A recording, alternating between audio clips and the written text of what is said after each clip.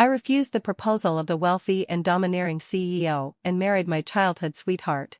I thought that I wasn't blinded by money and wealth. And I respected him and our love. Unexpectedly, he tricked me into going to the north.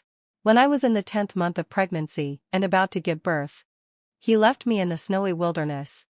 I was frozen to death in the snowy day. After my death, I found out that on that day, Cyrus, my childhood sweetheart, had his first love, Vivian, who hurt her leg while skiing. When I opened my eyes again, I was back in the campus days of the past.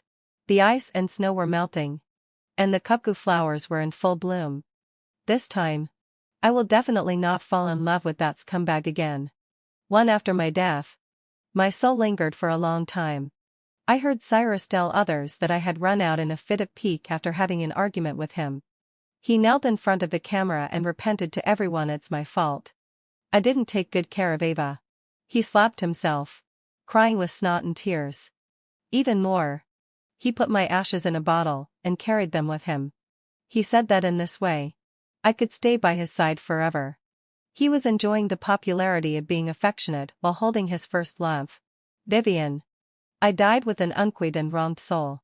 2. When I saw the sunlight again, I was a bit unaccustomed to it. The ice and snow around were melting. There were the cries of cuckoo birds in my ears. Better go back. Better go back. The sunlight carried the fragrance of flowers. After confirming it several times, I realized that I had actually been reborn. I was reborn in my sophomore year of college. At the turning point of my relationship with Cyrus, the past life and the present life flashed through my mind little by little. Cyrus and I were the same age and neighbors, living door to door. From kindergarten, through primary school, junior high school, and high school, we were all in the same school. We went to and from school together, did our homework together, read comics together, swung on the swing together, and played games together. In high school, under the rose bushes at school, he confessed his love to me. The love letter he handed me was dry and didn't make much sense. But my heart was pounding like a little deer.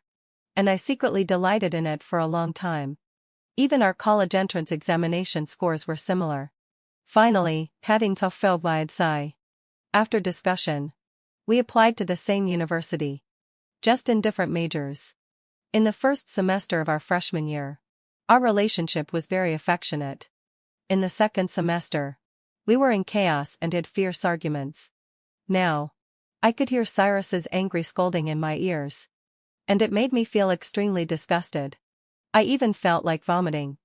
Ava, I've told you several times. Vivian and I are just playing E-sports. That bracelet of yours was given to her by me. She bought T-sports stuff for me. I said I would give her the money. But she didn't want it. Shouldn't I give her a gift in return? Do you want me to have an ambiguous relationship with other women? Besides, we're in a relationship. Your things will eventually be mine, won't they? What's wrong with me taking your bracelet? You go and apologize to Vivian. Be humble. It's a shame that you're supposed to be little sisters in the same dormitory. But you don't have the slightest bit of tolerance? Since starting college, Cyrus had been addicted to E-sports games. I didn't understand games. But Vivian, my roommate, was very sophisticated and played D-sports games very well. I don't know when it started. But whenever Cyrus bought me a gift, he would also get one for Vivian. He would buy 2 portions of milk tea, 2 portions of breakfast, and 2 portions of barbecue. When it was my birthday, he gave me lipstick and also gave the same to Vivian. It wasn't that I was being overly suspicious. He knew her preferences. Like how much sugar she wanted in her milk tea, what flavor she liked, whether she could eat spicy food and barbecue, and what lipstick shade she used. I had expressed my jealousy and dissatisfaction. Cyrus scolded me for being stingy. You don't know how to play E-sports. You finally got into college. But you're still as dull as a log. Besides reading, you can't do anything. You don't even know how to have fun. What a waste. You're so hypocritical. You're just like an old woman. These were the words he often said to me. Naturally, having fulfilled my ancestor, I had thrown tantrums too. When I did, he would come to coax me. He said that he just felt sorry that I didn't know how to play. Ava. We're still young. If we don't have fun in college, when will we? Wait until we graduate and get a job. And there won't be any time for fun. There will be mortgage loans, car loans, children, and money to worry about. At that time, I actually thought that what he said made some sense. 3 in the second semester of our freshman year. In the middle of April, I had a fierce argument with him. The cause was that he stole a gold bracelet that my mother had saved up for a long time by living frugally and gave it to Vivian. The gold bracelet was a piece of auspicious gold hand made by a local intangible cultural heritage goldsmith that my mother had found for me. On the outside, there were 8 treasures with auspicious words, symbolizing my mother's blessings and expectations for me. Inside, my childhood name was engraved. It was unique in the whole world. So, when I saw this bracelet on Vivian's wrist, I asked her to return it. I accused her of touching my things without permission. Vivian sneered and taunted me. Ava, are you crazy? Just because you have a gold bracelet, does that mean others can't have one? Then, Manadalo sigh. She held up her wrist in front of me and pointed it at my face. Scolding. Look carefully. It was given to me by my boyfriend. How can it be yours? I called the police. It was something worth tens of thousands of yuan. Petty theft was quite common in college dormitories. And the police mediated the situation for us.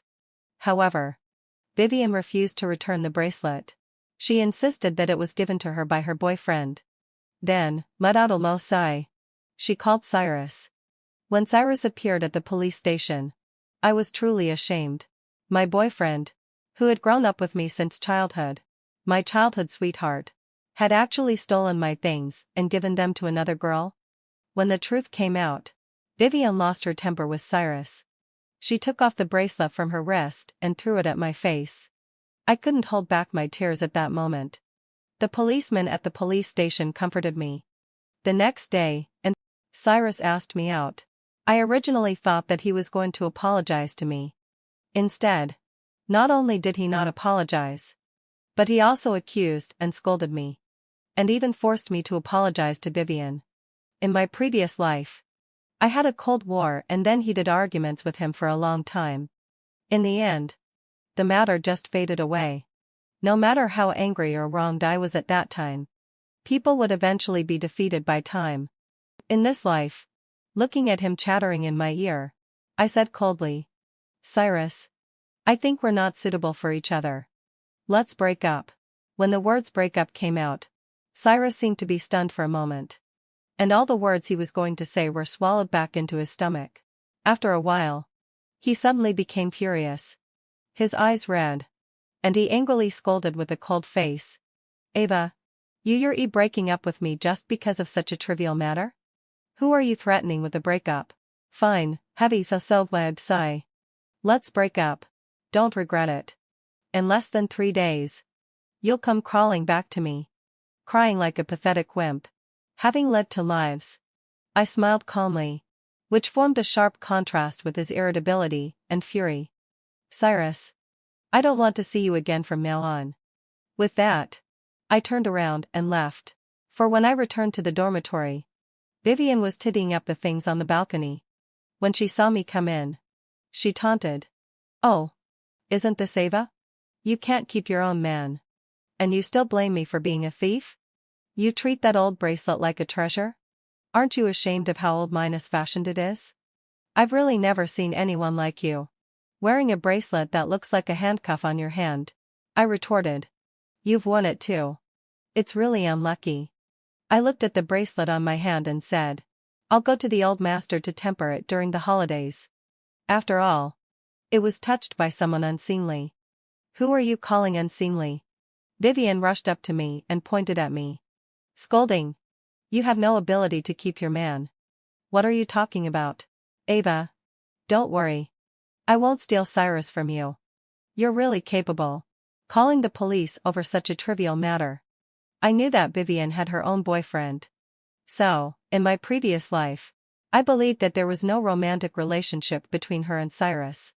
They were really just playing E-sports games together. I sneered and said, "Don't worry. I've dumped Cyrus." Seeing us arguing, the other two girls in the dormitory were busy trying to persuade us.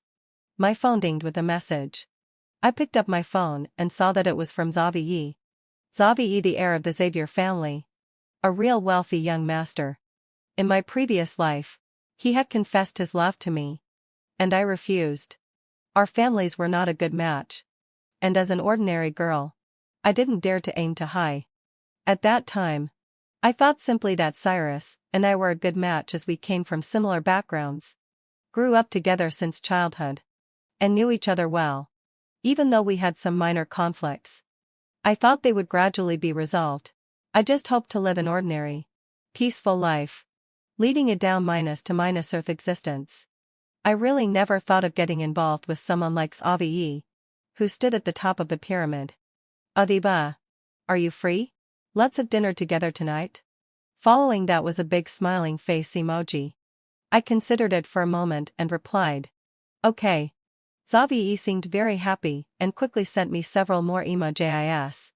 "What time do you finish class?" "I'll pick you up at the school gate."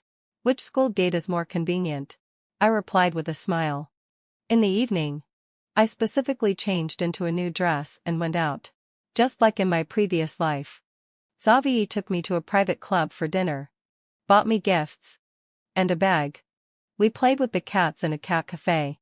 "Ava, do you like cats?" Xavie carefully squatted on the ground, allowing several cats in the cat cafe to surround him. "Yeah." I nodded and smiled. Cats are so cute. Who wouldn't like them? When I said this, I couldn't help but think of Cyrus. Yes, I think so my obsession. He didn't like cats. When he was a child, he had once killed several newly born stray cats in our neighborhood by throwing them to the ground. At that time, I heard people pointing and talking about it. But I didn't believe it. I went to ask him, and he neither admitted nor denied it. But in his words, there was an obvious dislike for cats that he couldn't hide. They're just animals. They rummage through the trash cans, all dirty and full of fleas. What's the point of keeping them? When I went to feed the stray cats, he also looked at me with disdain. He said I was being hypocritical and that I might as well do something else with that spare time. In my previous life, I deliberately ignored a lot of small things. In this life, when I think about it carefully, what a cruel heart a 7-year-old child must have to be able to brutally kill kittens that were like little balls of flesh. When he grew up, it was natural that he would be prepared and premeditated to kill me. "Shall we keep one in the future?" Xavie's voice was right beside my ear. He had a faint and a wild scent on him, which should be some high-end perfume. And it smelled really good. I looked up at him and happened to meet his eyes. In his deep eyes, as cold as stars, there was a bottomless affection hidden. When he saw me looking at him, he seemed a bit flustered and quickly turned his head away. But he carefully held a little kitten and gave it to me. I saw that the tips of his ears were tinged with red, and even his neck was a bit red. I really wanted to slap myself. What had I missed in my previous life? "Adiva, don't be in a hurry to reject me. We can try dating," he said carefully. I was silent. After a while, I slowly said, "Okay." He was very happy and smiled like a child. 5 When he dropped me off at school, the Porsche attracted a lot of attention. Coupled with Xavie's handsome appearance, as elegant as a jade tree in the wind, it made many girls with romantic longings secretly cast admiring glances at him. Looking at the new LV bag in my hand, I felt a bit guilty and asked, "Xavie, is it really okay for me to have this?" "What's not okay?" "It's an honor for the bag to be carried by you." He smiled gracefully and handed me a bouquet of roses wrapped in colorful silk. The deep purple roses were bright, plump, and had a strong fragrance. When I went back to the dormitory holding the flowers, Cyrus stopped me at the entrance of the girls' dormitory. His face looked very bad. "Ava, who is that man?" Cyrus's tone was filled with anger. "No wonder you said you wanted to break up with me. You've hooked up with an old man outside? You're really something, aren't you?" Looking at his flustered and angry appearance, I chuckled and said. What does this have to do with you? You can steal my bracelet and give it to your good companion. Are you capable? Cyrus. Don't make me look down on you. When you like a girl, you give her a gift that belongs to another girl? Are you that capable? I've made it clear to you that I've broken up with you. I don't think much of a man like you. A good dog doesn't block the way. With that, I directly walked around him and headed towards the girls' dormitory. He still wanted to pester me. Just then, let out a low sigh. The dormitory supervisor of the girls' dormitory came out. I shouted loudly. Auntie, please help me stop him. The dormitory supervisor hurried over and scolded him, saying it was getting late and he should go back to his dormitory and not wander around in front of the girls' dormitory. I took the opportunity to return to the dormitory. Vivian looked at my LV bag and spoke in a sarcastic tone, saying it was a fake and that I was relying on an old man and embarrassing the school. I directly mocked her. Vivian, you use playing E-sports games as an excuse. You have your own boyfriend but still flirt with other men? Even so, you accept gifts from others? Have you never seen gold in your life? You're so shallow. The bracelet has my name engraved on it. But you still deny it? So, heading full so. I had another big argument with Vivian. There was really no way for me to get along harmoniously with her. There was no way. In my previous life, it was she who suggested going to the north to see the snow. At that time, I was already heavily pregnant and close to my due date. Cyrus coaxed and pressured me to go. As a pregnant woman, I naturally couldn't participate in any activities. As for Cyrus, he had a great time playing with Vivian. He left me in the wilderness in the snow just because Vivian called him and said she had fallen while skiing and broken her leg. Vivian was the type of girl who seemed bold and straightforward on the surface but had a deep seated scheming nature. She would curse and use foul language. I had died once. And when I went crazy, I was even afraid of myself, coupled with her improper behavior of flirting with other people's boyfriends. In the end, she left the dormitory crying. She didn't come back all night. Early the next morning, Cyrus called me. I was groggy from sleep. When I answered the phone, I heard him scold me harshly. Ava, have you gone crazy enough? I explained the matter of the bracelet to you. But you still went crazy and drove Vivian out of the dormitory? I'm telling you, if you don't publicly apologize to Vivian today, this matter won't be over. 6. Woken up by Cyrus's call.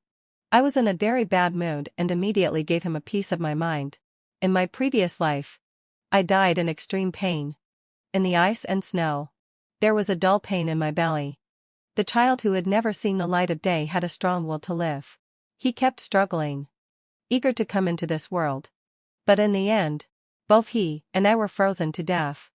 When I felt that he gradually lost his vitality in my womb and became completely still, I vaguely felt tears streaming down my face. But soon, they froze into ice lumps. At a temperature of more than 40 degrees below zero, a person can't struggle for long. Before long, I experienced what it was like to be in a living hell. After being reborn, I didn't stab him to death one knife at a time because killing is against the law. But it didn't stop me from scolding him at all. You, Ava, you actually swear? Vivian told me yesterday. But I didn't believe it. How can you be so rude? I directly cursed. I'm rude. What the hell does it have to do with you? Apologize? Cyrus, don't make me look down on you. If you like Vivian, go after her. Go coax her. Who the hell gave you the nerve to use my things to please a woman? You're so useless. You animal. I unleashed another tirade. I found that after being reborn, I seem to have gained a skill, the ability to curse. I'm really good at it. And the words are really vulgar. All kinds of swear words that I didn't know before just came out of my mouth. And I often combined words from different eras and places. Cyrus was so scolded by me that he abruptly hung up the phone. In the evening, Vivian returned to the dormitory with red eyes. Hey, Vivian. You're back? I deliberately taunted her. You're really capable. You didn't come back all night? Did you play video games with your teammates last night? Sorry. I said the wrong thing. I meant E-sports. Look. I'm a liberal arts student after all. I only know some vulgar words. How could you, a liberal arts student, know about video games? Vivian was about to lose her temper again. Ava, don't slander me. I'm going to sue you for defamation. I sneered and said. Sue me then. If you didn't play video games with a man, how did my bracelet end up on your wrist? Was it the money for the night given by a man? Are you so cheap? Next time you look for a man, check him out carefully and find out his background to see if he can afford to pay for the night, so as not to end up stealing or robbing. Vivian quarreled with me again. I scolded her until she ran out of the dormitory crying and went to find Cyrus. TSK. It felt so satisfying. My mammary glands felt unblocked. Naturally, Vivian and I were like fire and water. When we met, we either quarreled or made sarcastic remarks and insinuations at each other. I started dating Xavie, having meals together and chatting. He often gave me some expensive gifts, such as clothes, jewelry, bags, and skincare products. I told him not to buy these things, saying that in a relationship, there was no need for this. He looked at me steadily and asked, Ava, don't you remember? I tilted my head and thought for a long time. My mother was an elementary school teacher, always teaching grades 5 and 6. When I was 3 years old, she took me to school. At that time, Xavie was withdrawn and depressed. It was said that he had depression. With his family background, he shouldn't have been studying in the small elementary school where my mother taught, but at that time, something happened to the Xavier family. I heard that Xavie's mother committed suicide and his sister was drowned. Xavie was sent away. The strife and infighting in wealthy families were even more brutal than imagined. He had a cold face towards everyone, but he would smile only when he saw me. He would hold me and let me sit on his chair. He always said to me, "Little potato, be good, don't cry. Brother will buy you snacks." Later, when he left our school, I held onto his leg and cried, not wanting him to go. At that time, I might have just been greedy for his snacks. He held me and, while his family was going through the transfer procedures at school, whispered in my ear, "Little potato, be good. When you grow up, brother will come to marry you." 7 In my previous life, he also said similar things to me and pursued me. I refused him. Deep in my heart, I was afraid. For a top wealthy family, an ordinary person like me couldn't handle it. In this life, I agreed to date him and be with him. With Xavie, for the first time into lifetimes, I felt what it was like to be in love. For example, I missed him all the time. For example, a day without seeing him felt like 3 autumns. In my previous life, when I was in a relationship with Cyrus, it was always full of conflicts and quarrels. Apart from being childhood sweethearts since we were little and his confession under the rose bushes in high school, from the time we started college, we gradually drifted apart and went down the wrong path. I had also thought about breaking up, but every time, he would lower his stance to persuade me to stay. At that time, I also thought, forget it. I was just looking for a man to live with for a lifetime. Who was any different? My relatives and friends also advised me that Cyrus was good minus looking and had grown up with me, so it was normal to have conflicts. Which young couple didn't have a honeymoon period? You've been getting along since you were little. And gradually, things would eventually get better. But in the end it never got better. I was frozen to death in the ice and snow, losing both my life and that of my unborn child. In this life, I decisively chose a different path in life. Everyone has a competitive spirit. Xavie and I were affectionate with each other. I received expensive gifts every now and then. For example, on my birthday, even though Xavie couldn't come to accompany me due to some matters, he would still order a cake and flowers and have them delivered to the school. My other 2 roommates enjoyed the benefits. They had milk tea, coffee, had insostelbreadsai, barbecue, and fresh fruits that they couldn't finish every few days. Vivienne disliked me even more. She started to cause trouble with Cyrus, wanting everything to be the same as mine. For her birthday, She needed to have a small party in the dormitory. There were flowers, fruits, and a Hermes bag. The other things were okay. But that Hermes bag really put Cyrus in a difficult position. After all, Cyrus came from an ordinary working-class family. He was the elder brother. And there was a younger brother in junior high school at home. He naturally couldn't afford a Hermes bag worth hundreds of thousands of yuan. However, he could afford an LV bag worth tens of thousands of yuan. He applied for several bank credit cards, overspent, and reluctantly bought Vivian a bag worth more than 50,000 yuan. Vivian showed off the bag to me.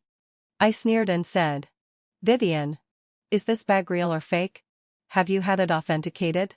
Don't let some unseemly man deceive you with a fake. After all, it's not easy for you to earn some money for the night with your actions.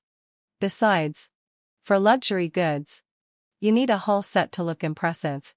What's the point of just having a single bag? Also, having fulfilled my obsession, do you have a car? Are you going to carry your LV bag and squeeze onto the subway or bus?" I held my chin and said with a sad face, "My boyfriend said he wants to give me a car. Which is better, a Porsche or Maserati? Will it be too showy?" My other two roommates immediately chimed in, showing a look of envy. They then asked Vivian, "Vivian, it's not that we're criticizing you. When you're in a relationship, if your boyfriend isn't willing to spend money on you, when will he be willing? Look, Mr. Xavier is so generous. He even buys clothes, shoes, and even socks for Ava." Another roommate also quickly joined in and said, "That's right. A few days ago, Mr. Xavier called and said he wanted to buy a small house for Ava and hire an aunt to take care of her. Ava also said that she couldn't bear to leave the two of us." Under our teasing, Vivian's face turned very ugly, and she stormed out in a huff. I originally thought that Cyrus and Vivian were so caught up with each other that, theoretically, he wouldn't have time to pay attention to me.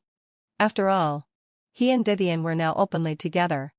And I had also more or less officially announced my relationship with Xavie. But I ultimately underestimated Cyrus's shamelessness and despicability. On Sunday afternoon, Xavie asked me out to watch a movie and have dinner. In the evening, he sent me back to school. As soon as I walked into the school, I was stopped by Cyrus. Now, whenever I see Cyrus, I think of the tragic scene of being frozen to death in the ice and snow. So, I have a bit of a physical aversion to him and naturally don't have a good attitude towards him. "Ava, what do you mean?" His face turned livid, and he pointed in the direction where Xavie he'd just left outside, angrily scolding, "Are you so desperate and eager? Going out to rely on an old man and being a gold digger? Do you still have any shame?" I was really puzzled. Not to mention that Xavie and I were in a legitimate relationship. Even if I had really done something inappropriate, as long as I didn't break the law and discipline, what did it have to do with him? "Does it have anything to do with you?" I retorted. "So, you're insisting on breaking up with me just because of an old man? When did you become so money-oriented? Ava, a man who's even older than your father. How could you be with him?" Vivian started telling me about it. And I really didn't believe it. I didn't expect that you could be such a person. Xavie was only 7 years older than me. How could he become an old man who's even older than my father? After thinking about it for a moment, I immediately understood.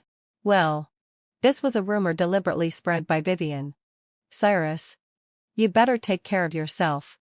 I know exactly what kind of person I am. But what on earth are you? Besides, do I have anything to do with you? Vivian? You call her so affectionately?" With that, I launched another tirade, and Cyrus's face turned pale with anger. After scolding him, I picked up my bag and was about to leave. However, he grabbed my arm and tried to drag me towards the shade of the trees. I lifted my foot and stomped hard on his foot. "Ah!" he cried out in pain. "Ava, what are you doing?" he shouted angrily. "Are you courting death? Just talk if you want to talk. Don't touch me. Otherwise, I'll kick your balls off with my next kick," I said coldly. Seeing us arguing, several classmates immediately started watching the scene with great interest. When they heard me scold him, They all laughed. Cyrus angrily rebuked me. Ava. You're a girl. How could you? At this point. He paused and then said. Forget it. I won't scold you. I just got a bit too close to Vivian while playing games. Stop making a fuss. Why are you targeting her again and again? I know you're an only child. And Aunt Jang has spoiled your temper since you were a child. When we get married and live together in the future, I won't indulge your bad temper. You're so petty. After graduating from school, won't I have to socialize? I heard you have a Hermes bag. Sell it tomorrow and give me the money to save it. As he spoke, he even reached for my bag, saying that I should give him my bank card for safekeeping. I really couldn't hold back and slapped him hard across the face, making a crisp sound. He couldn't help but cover his face and roared angrily. What are you doing? You won't listen no matter how I talk to you? Gone to hell. What the hell are you? I sneered. Sell my bag? Pay off your debts? Do you think I don't know that your credit card is overdue? The bank's debt collectors have even called me. And you want me to give you my bank card for safekeeping? Are you so poor that you have nothing left? Can't you take a good look at yourself? As I spoke, I shouted loudly. Are there any senior or junior students here? Tell this scumbag to wake him up. He went broke buying bags and gifts for other women and owes a lot of money on his credit card. Just because we're neighbors. He comes here to manipulate me? You're an idiot. The few onlookers burst into laughter. Cyrus was so angry that his face turned red. And he stuttered, unable to even form a complete sentence. Cyrus. Look at your pathetic appearance. You got yourself into debt just to chase a girlfriend. What a wonderful person you are. With that, I turned around and left. 9. Unexpectedly.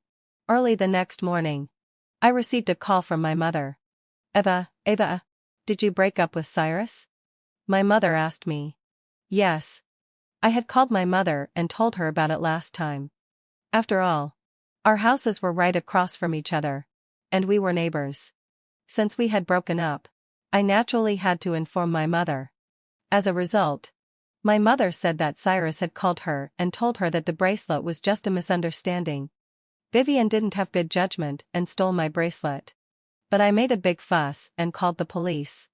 Vivian was afraid that having a criminal record would be bad, so she secretly sent him a message, asking him to admit that he had taken it and given it to her, and made up the lie about the sports equipment. Cyrus was just helping Vivian and hadn't betrayed our relationship. Ava. Cyrus said that he apologized to you several times. But you wouldn't listen? As a last resort, he called me and asked me to persuade you. I sneered and said, Mom. He even went to a hotel with that girl and slept in the same bed. There's no misunderstanding at all. My mother asked me, is that true? Of course it's true. Everyone in our dormitory knows about it. He even overspent on his credit card to buy a bag for that girl. And now his credit card is overdue. At the end, I couldn't help but laugh mockingly. Ava. I heard from him that you have some ambiguous relationship with an old man outside the school? My mother asked tentatively. She put it quite euphemistically. I was sure that Cyrus must have said some really unpleasant things about me and Xavie on the phone. Smearing us. Mom. What old man? Xavie is only 7 years older than me. Xavie is the executive CEO of the Xavier family. Do you remember the little brother who used to hold me and play with me when you took me to school when I was a child? He would buy me snacks. He secretly bought me lollipops. And you even scolded him for that. Sure enough. As soon as my mother heard this, she immediately remembered and said, so it's him? Yeah. He's a top graduate from Harvard. How could he be some unseemly old man? I said. My roommate is so minus-faced. She can never stand seeing others doing well. As for Cyrus, he wants to take advantage of the beauty and also keep me on a string. Where in the world is there such a good thing? Besides, he could already steal my gold bracelet and give it to someone else now. Who knows what he'll do in the future? Mom. Do you remember the little kittens that were killed in the neighborhood when we were young? I heard that it was him who did it. Although they were just small animals. Someone so cruel and bloodthirsty can't be a good match. Can he? I originally didn't plan to mention the matter of Cyrus abusing cats. But then I thought that he actually called my mother to speak ill of me. Who knew if he would deceive my mother?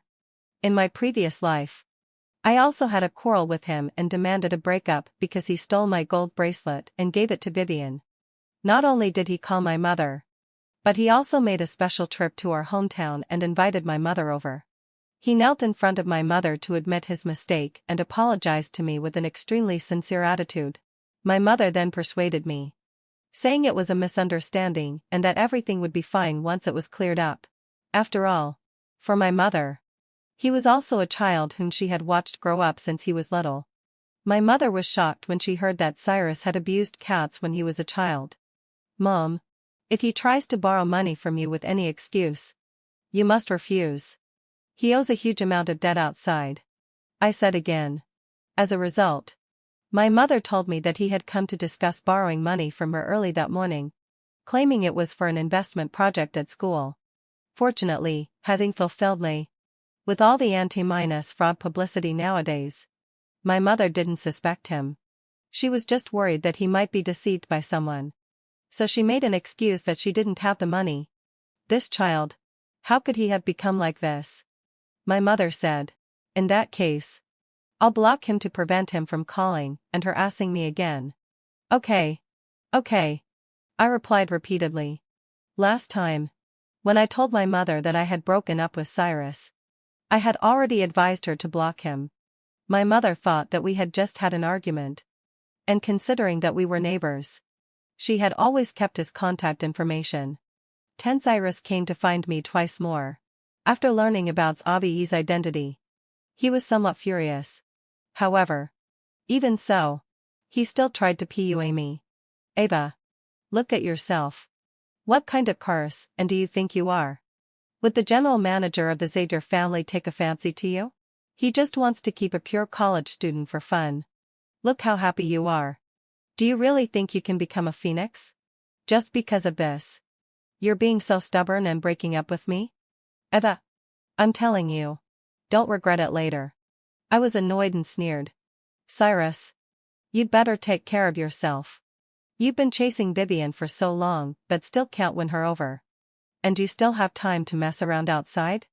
Does that woman think you're too young? Or is it that you have no money and no ability? Then, let out a low sigh." I launched another tirade and chased him away with my scolding. As the summer vacation was approaching, we were all preparing for the final exams. Only Vivian often skipped classes without any reason and didn't return to the dormitory for days on end. When she occasionally came back, she either showed off her bags or her clothes and jewelry to us. Every time, I would mock her. There was no way around it. Cyrus was just a student from an ordinary family. He didn't have the money to afford her luxurious lifestyle. On the other hand, Xavie was the executive CEO of the Xavier family. From a wealthy background, he had a lot of spare money since he was a child. It was really irrational for her to try to compete with me in this regard. Vivian also missed the final exams. After the exams, we were ready to pack up and go home. But just then, a huge scandal broke out. Vivian accused Cyrus of rape. When I heard about it, it was as if several crows flew over my head, cawing. Vivian reported the case to the police station, and the police followed the formal procedure and gave her a medical examination. In her body, they extracted Cyrus's semen.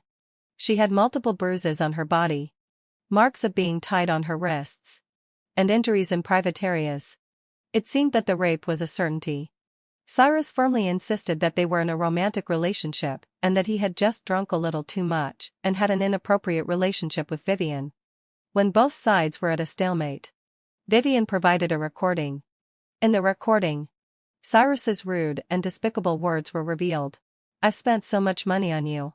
All I want is to sleep with you. What are you pretending to be so proper for? You're as cheap as Ava. When you see a rich old man outside, you can't help but throw yourself at him? If you don't let me sleep with you, why are you dressing up so beautifully and showing off in front of me? You bitch because of you. I owe a huge amount of high-interest loans.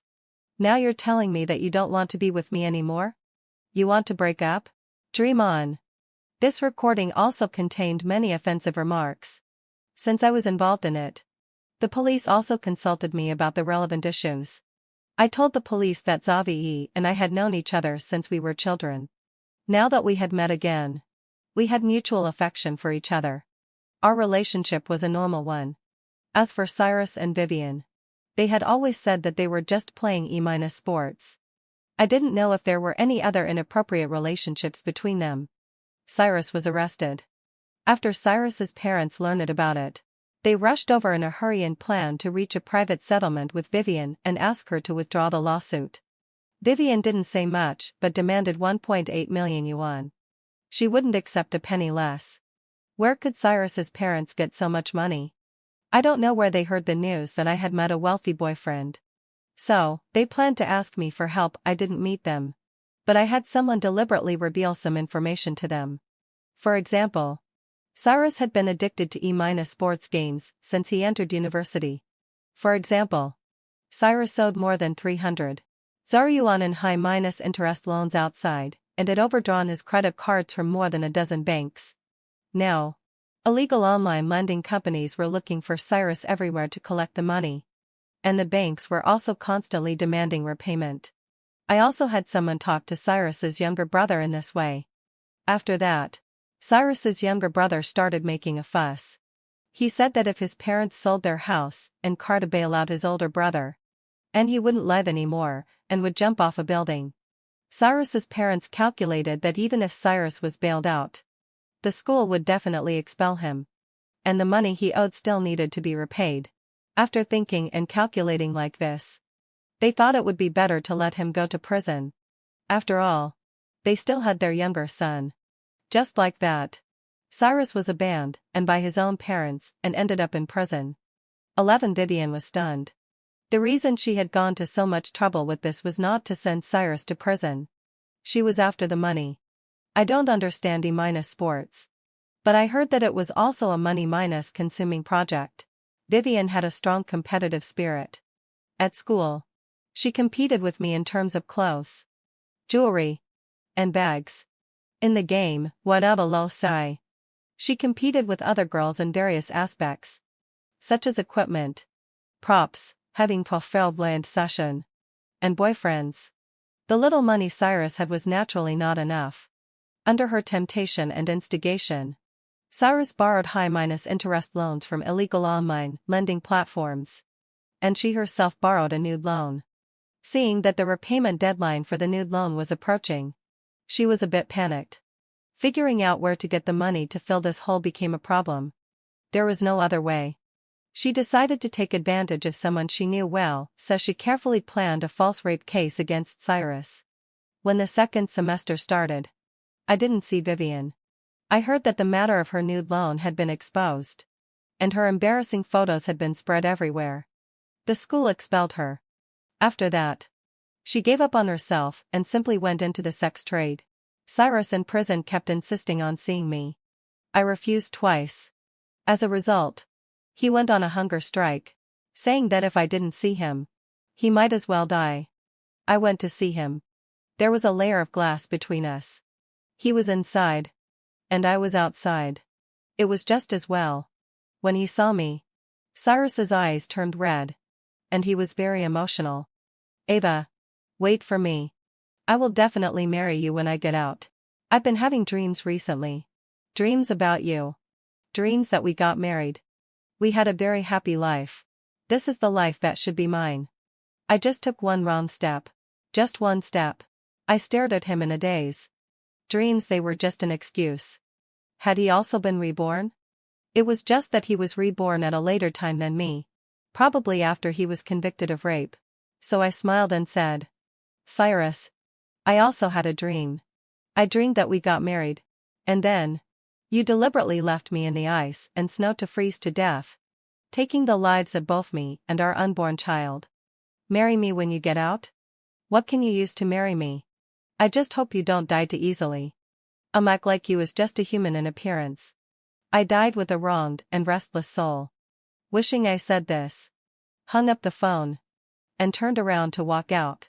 When I graduated from university, Cyrus died. In prison, the status of a rapist was very low. He was often beaten and humiliated. After more than a year like this, he went crazy and kept shouting that he wanted to go to the north and go skiing. He banged his head against the wall, went on hunger strikes, cut his wrists. He kept making a scene. When he was being sent to the hospital for treatment, while no one was paying attention, he slammed his head against the wall. His brain splattered, and he died on the spot. 12 After learning of Cyrus's death, I finally let out a sigh of relief. My relationship with Xavie was very good. I also began to try to get in touch with everything around him, stepping into the world of love that rightfully belonged to me. Xavie said that he would do everything he could to ensure that I would enjoy wealth and glory for the rest of my life. Wishing for a peaceful and good present, my husband Narcissus and I lived in harmony. And we had a son and a daughter. People all said that as a merchant's daughter, I was born with good fortune to be able to marry Narcissus. I also deeply believed so. I was reborn back to the year when I was 16. Holding a hydrangea in my hand, I was waiting for the newly appointed champion scholar who was parading on horseback. However, Narcissus waved away the hydrangea. He didn't even care at all who the hydrangea hit. It was as if it had nothing to do with him whom I would marry in this life. I suddenly realized in this life, Narcissus wanted to change his wife. Later, the good man I married was the very person whom he had hit with the hydrangea with his own hand. When I was reborn on the day when I threw the hydrangea at the age of 16. Without hesitation, I was still waiting for Narcissus to appear. Today was a great day for the newly appointed scholars to parade on horseback. The Zhuqiu street was crowded with people. As the champion scholar, Narcissus was naturally at the forefront of the parade. I couldn't wait to see him. Recalling my previous life, the two of us lived in perfect harmony and treated each other with respect. Narcissus was promoted all the way to the cabinet, making me a merchant's daughter, a noble lady. Although there were some ups and downs in our life, it could be regarded as an excellent marriage. Therefore, in this new life, I still firmly chose him. When the parade procession appeared, there was a hubbub of voices. I saw Narcissus at a glance. At present, he was young, showing the elegance and charm of a young gentleman, as bright and pure as jade. In my previous life, I passed away 10 years after Narcissus died. At this moment, seeing the old acquaintance whom I hadn't seen for a long time, I was naturally excited. So much so that I'd ignored the gloom and sophistication on Narcissus's face. The maid Joy urged, "Miss, look. The champion scholar and the second minus place scholar have all come." Although the Vivian family was in business, it had a large family business and occasionally took over royal businesses. As the eldest daughter of the family, I had been thinking about how to expand and glorify the Vivian family since I was a child. Therefore, the husband I chose couldn't be too mediocre. I had met Narcissus half a year ago. When he first came to the capital, he was unfamiliar with the place and was robbed of his travel expenses by thieves. Considering that he had an extraordinary appearance and was a scholar, I offered my help. I invited him to stay in the inn owned by the Vivian family and also gave him some money. Narcissus once said that a drop of kindness should be repaid with a burst of springing forth of water. I didn't ask him for anything in return. And I didn't have the intention of taking advantage of my kindness either. It was just that we were both young and our hearts were easily moved. He had also expressed his affection for me several times. We had mutual feelings for each other. That's why I chose to catch a husband under the list today. Holding the hydrangea, my eyes were all on Narcissus. When he passed below the Jinyu pavilion, I threw the hydrangea towards him. I thought everything would be the same as in my previous life. Unexpectedly, hadn't fulfilled my exauceur. Narcissus looked up. His deep eyes were as calm as an ancient well. Without any affection, he directly raised his arm and waved away the hydrangea. The moment our eyes met, my heart trembled violently. Something was wrong. This wasn't the way Narcissus usually looked at me. The hydrangea that deviated from its original track hit a rough man standing in the corner of the long street in full view of the public. The crowd exclaimed. Joy opened her mouth wide and let out a scream. "Miss. It's wrong. You threw it at the wrong person." The smile on my face froze. Narcissus averted his gaze, breaking the eye contact with me. He rode his horse slowly forward and continued the parade. He didn't care about that hydrangea at all. Nor did he care who the hydrangea finally hit. He didn't want to marry me again. And he didn't care whom I would marry. He casually waved away the marriage fate of my whole life. In this life, he wanted to change his wife. Two things happened too suddenly. And it completely exceeded my prediction. My father was a merchant with rich emotions, and he easily shed tears. How can a daughter of my Vivian family marry a beggar? My mother was beautiful but strong. She slapped the table with her palm. And the tea sets on the table all trembled. Now that things have come to this, the Vivian family can't go back on its word. That Narcissus is actually a man who betrays his trust. If I had known this earlier, my daughter shouldn't have tried to catch a husband under the list. Since he didn't want to marry, he shouldn't have casually passed the hydrangea to someone else. Axel pouted and said, I've always said that a person who has read a lot of books may not be a good person. My hands and feet were cold. Only later did I gradually realize one thing: Narcissus might have been reborn too. But we were clearly a loving couple in our previous life. Why did he suddenly change his mind? It would be a lie to say that I wasn't sad at all. But I wasn't a woman who was sentimental about spring and autumn. Since things had already happened, complaining and crying couldn't solve any problems. While our family was in a gloomy mood, a deep and magnetic voice came. It seemed that he hadn't spoken for a long time.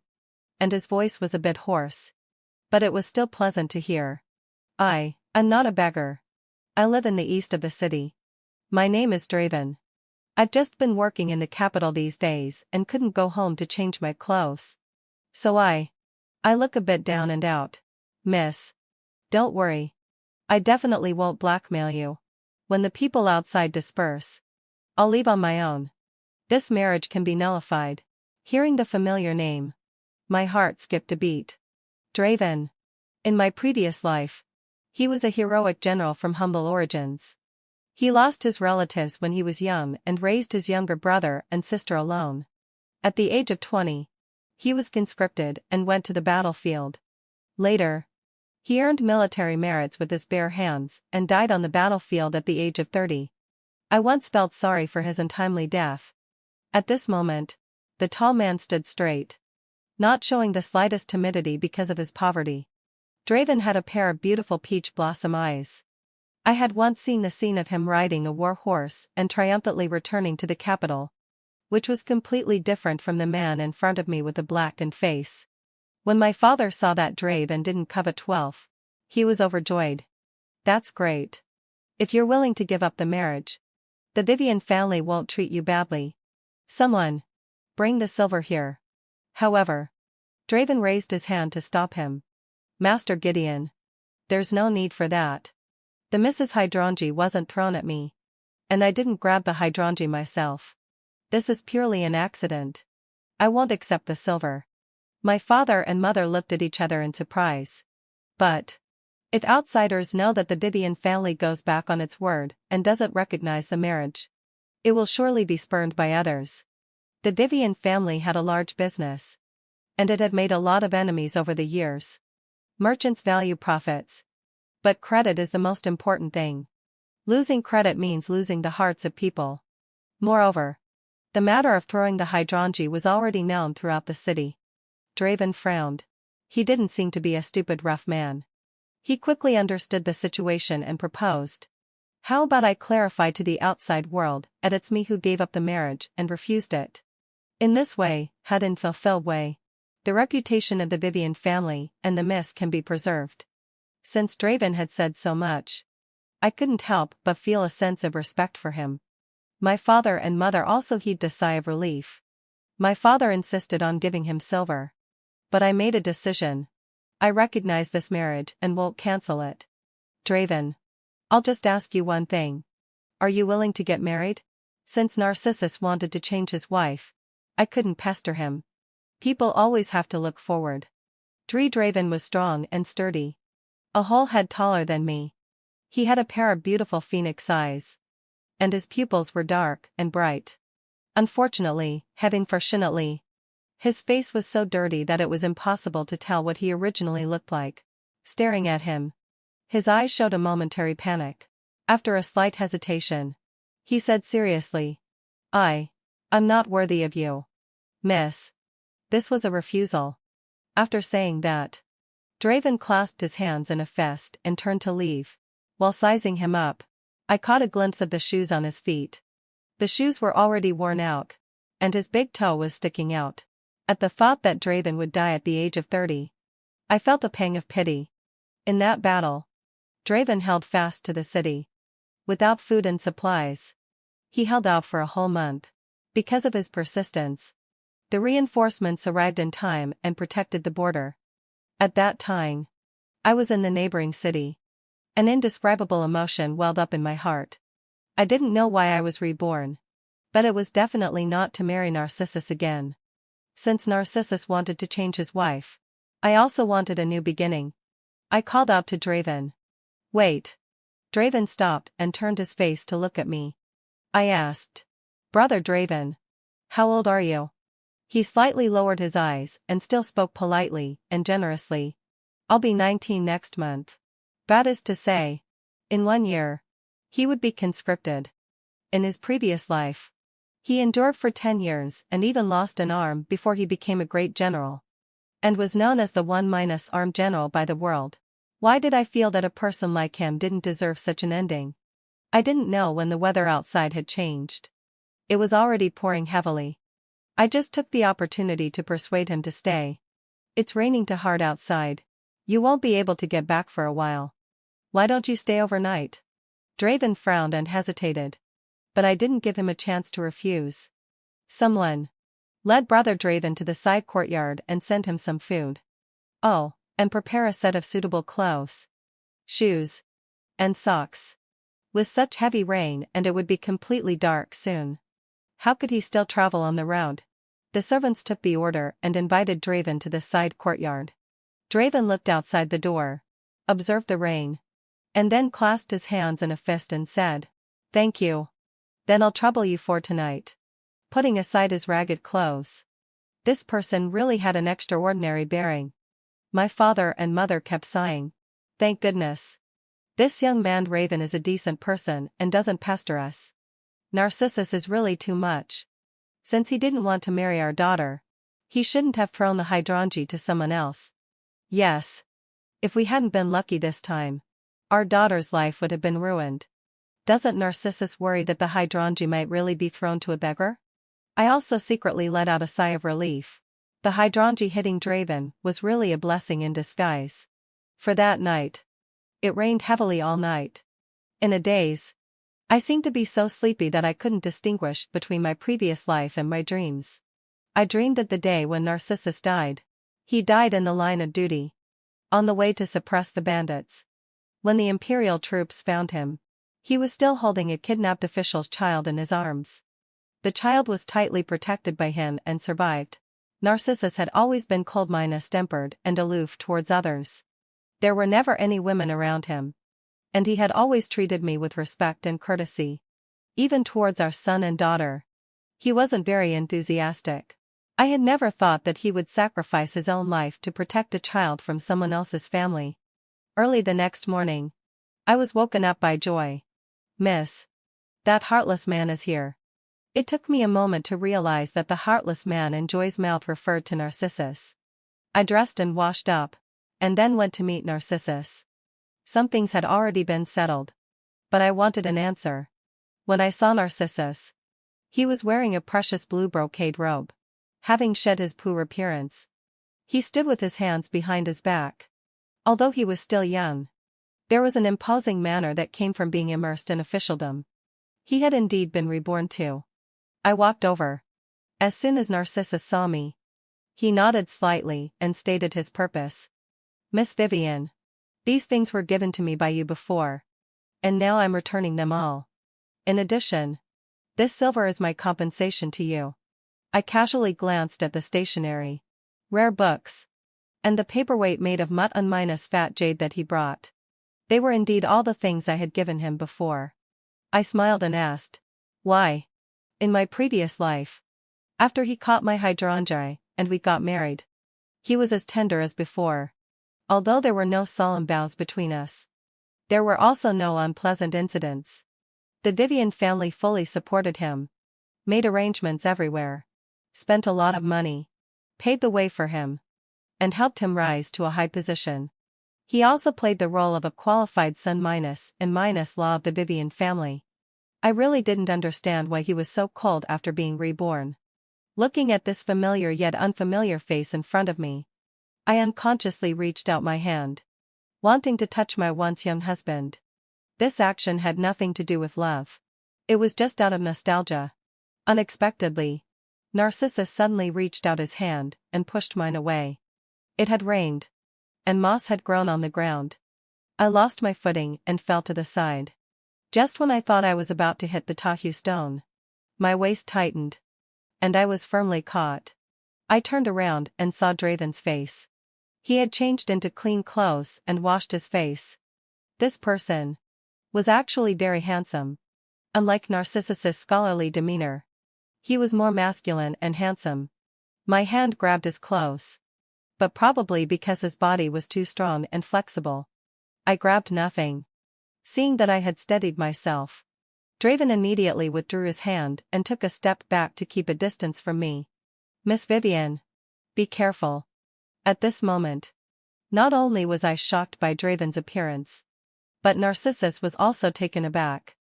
He recognized Draven. In their previous life, they served in the same court, and Draven later became a renowned general.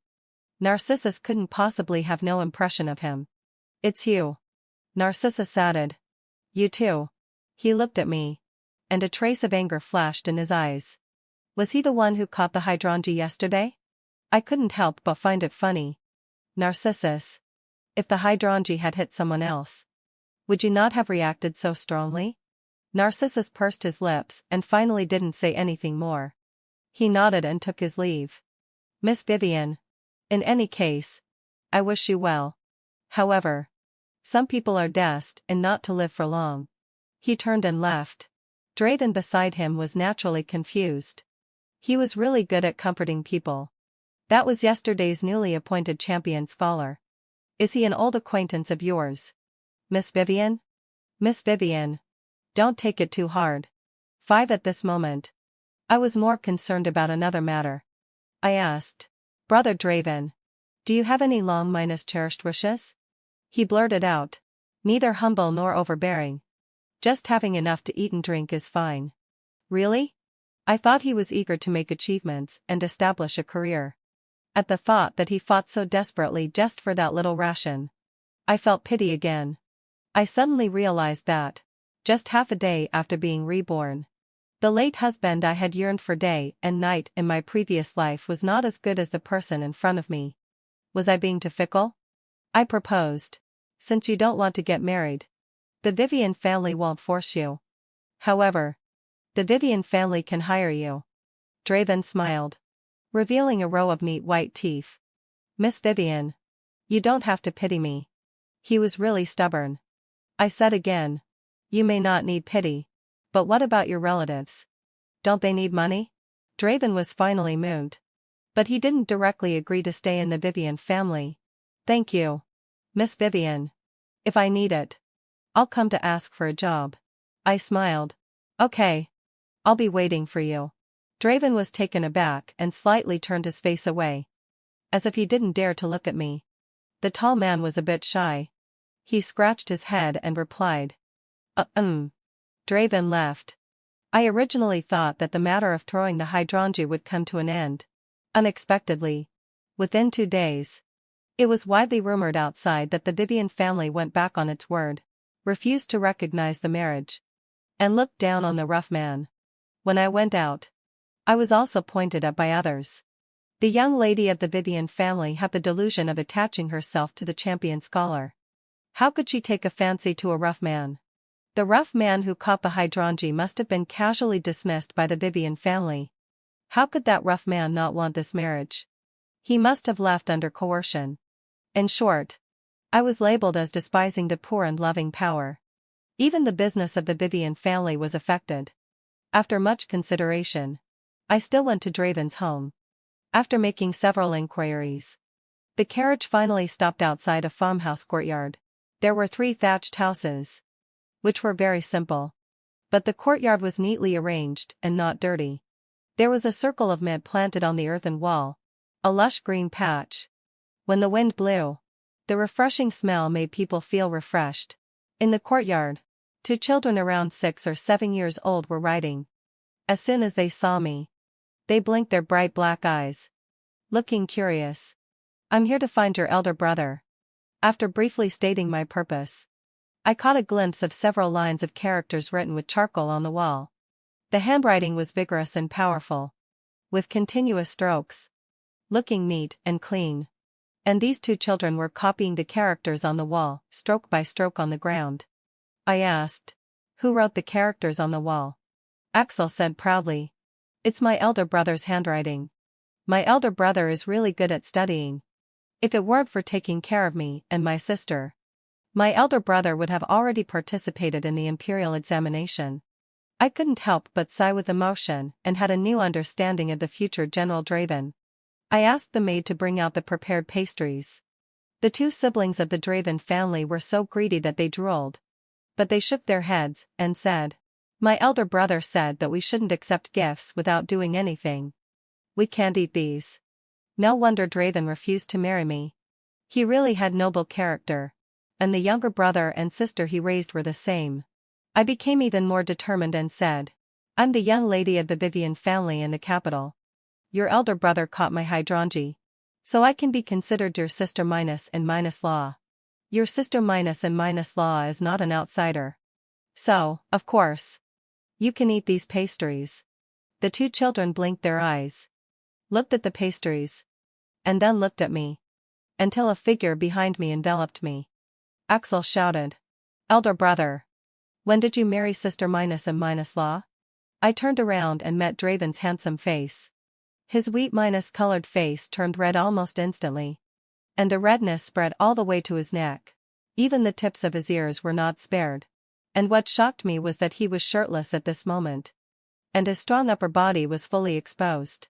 Probably because the sun was a bit strong. I was dazzled and actually saw the muscles on his chest twitch. I froze. It had been decades since the last time I saw a man's body. After I gave birth to a son and a daughter with Narcissus, we rarely had intimate moments. He used official business as an excuse.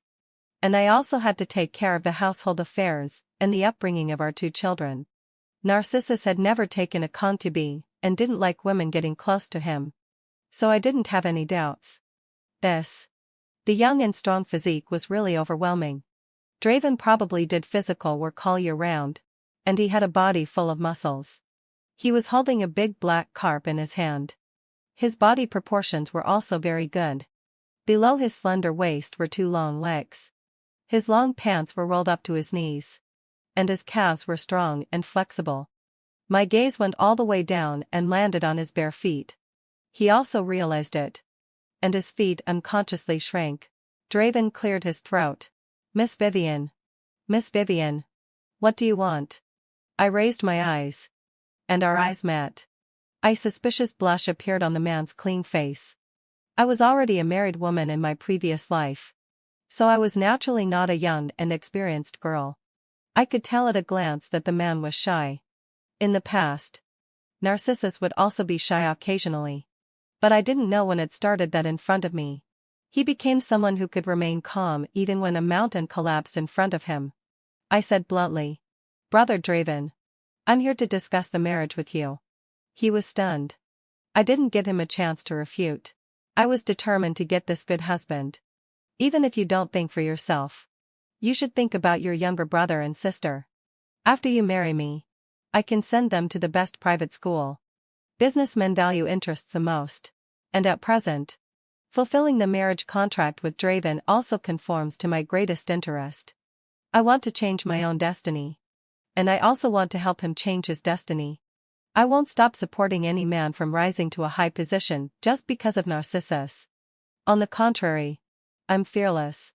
Even if Draven might regret the marriage in the future, if I don't give it a try, how will I know what kind of scenery this path will bring? Moreover, Draven was really good minus looking.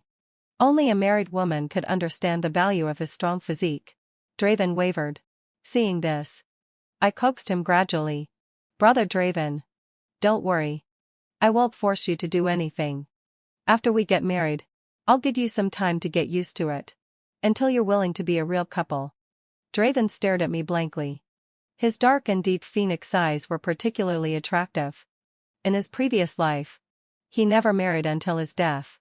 Axel interjected. Elder brother. Sister minus and minus law is so beautiful. Just agree. Zoe covered her mouth and giggled. But I knew that Draven was a man of integrity. I changed the subject to ease his emotions and said, it's getting late. I'm hungry and want to stay for a simple meal. Draven didn't refuse. Okay. It was obvious that he was a kind person. Draven started cooking.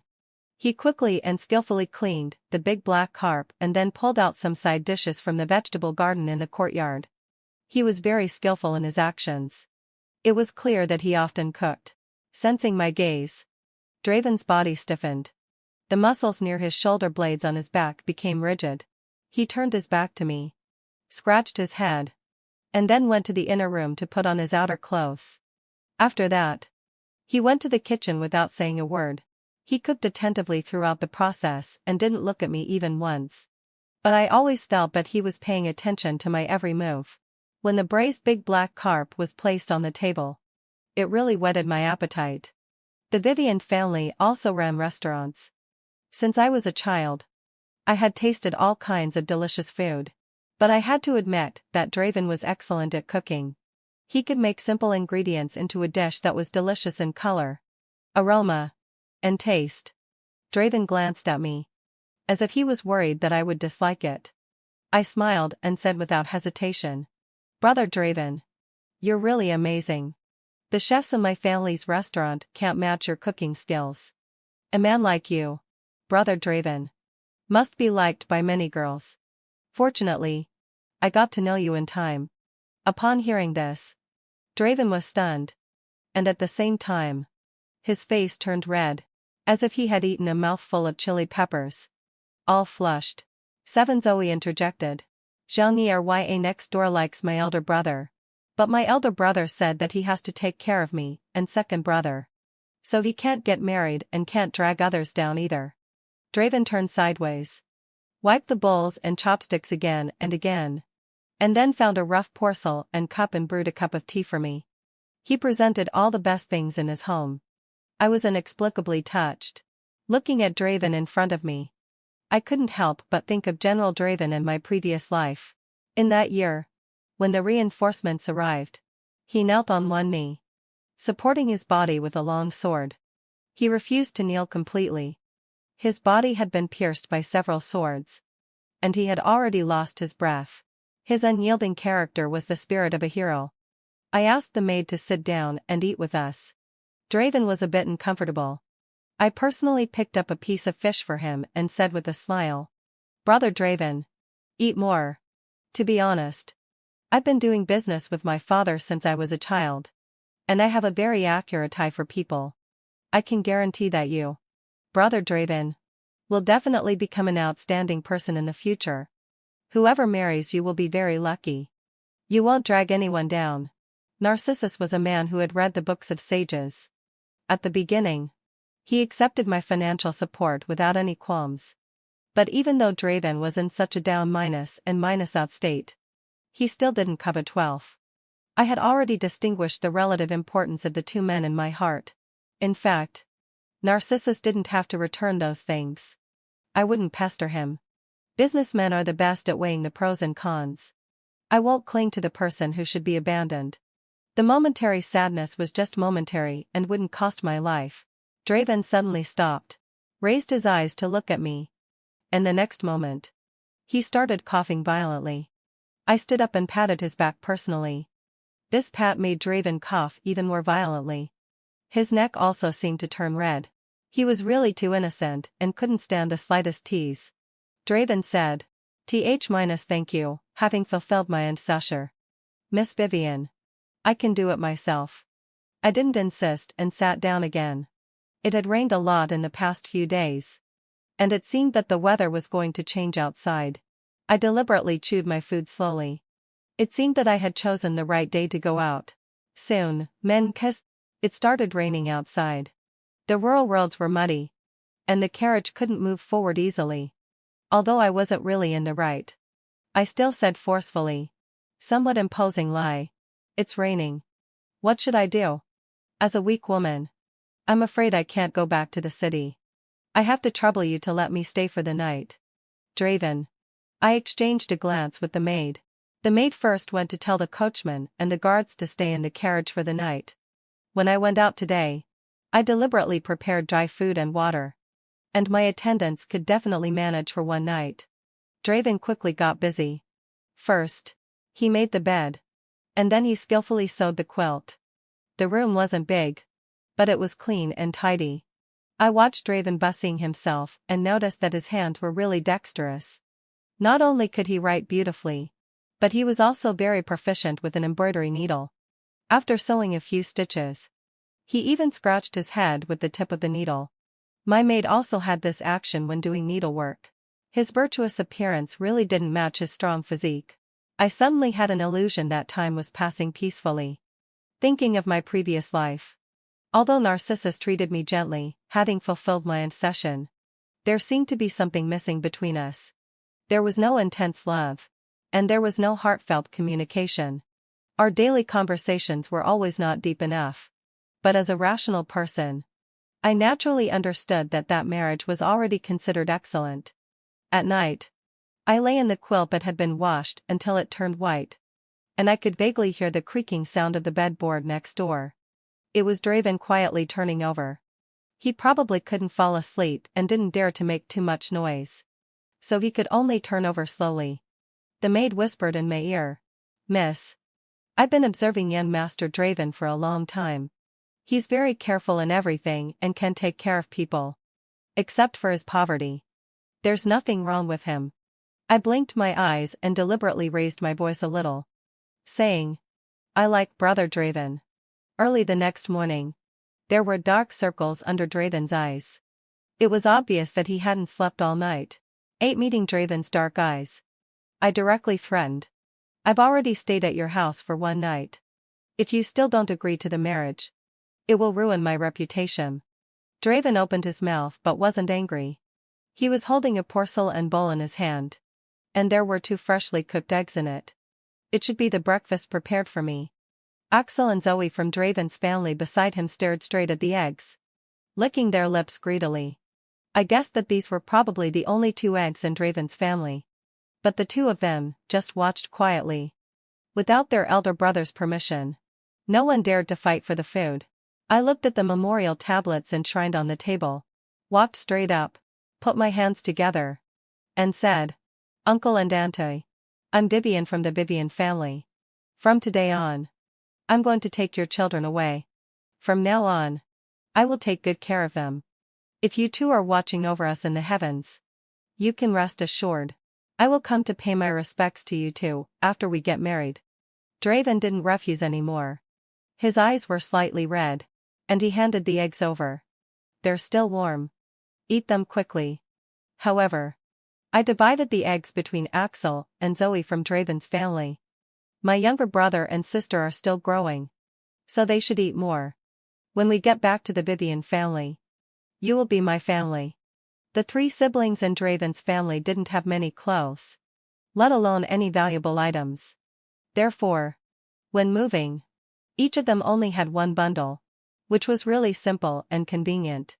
Before leaving, Draven looked back at the thatched house. I reached out and touched his left arm, deliberately feeling it. It was strong and powerful. He shouldn't lose his arm. In this life, he would still become a great general.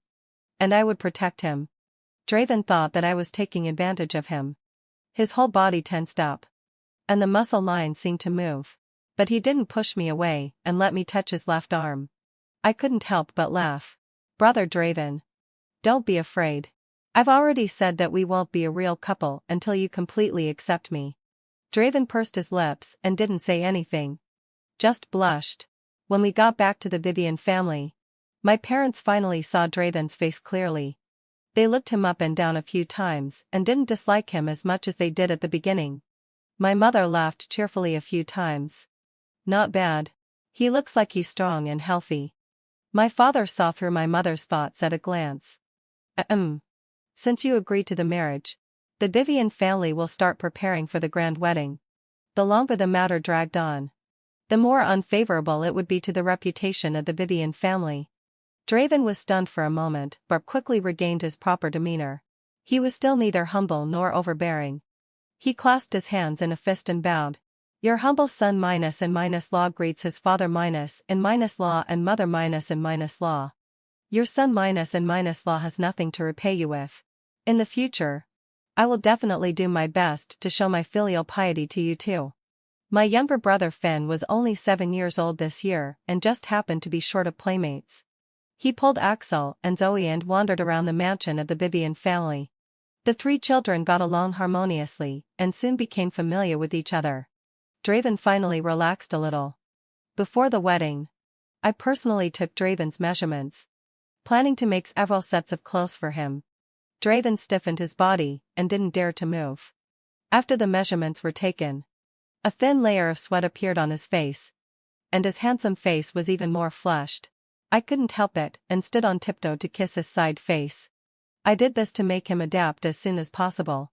After all, I had been married once in my previous life, and I no longer had the shyness of a young girl.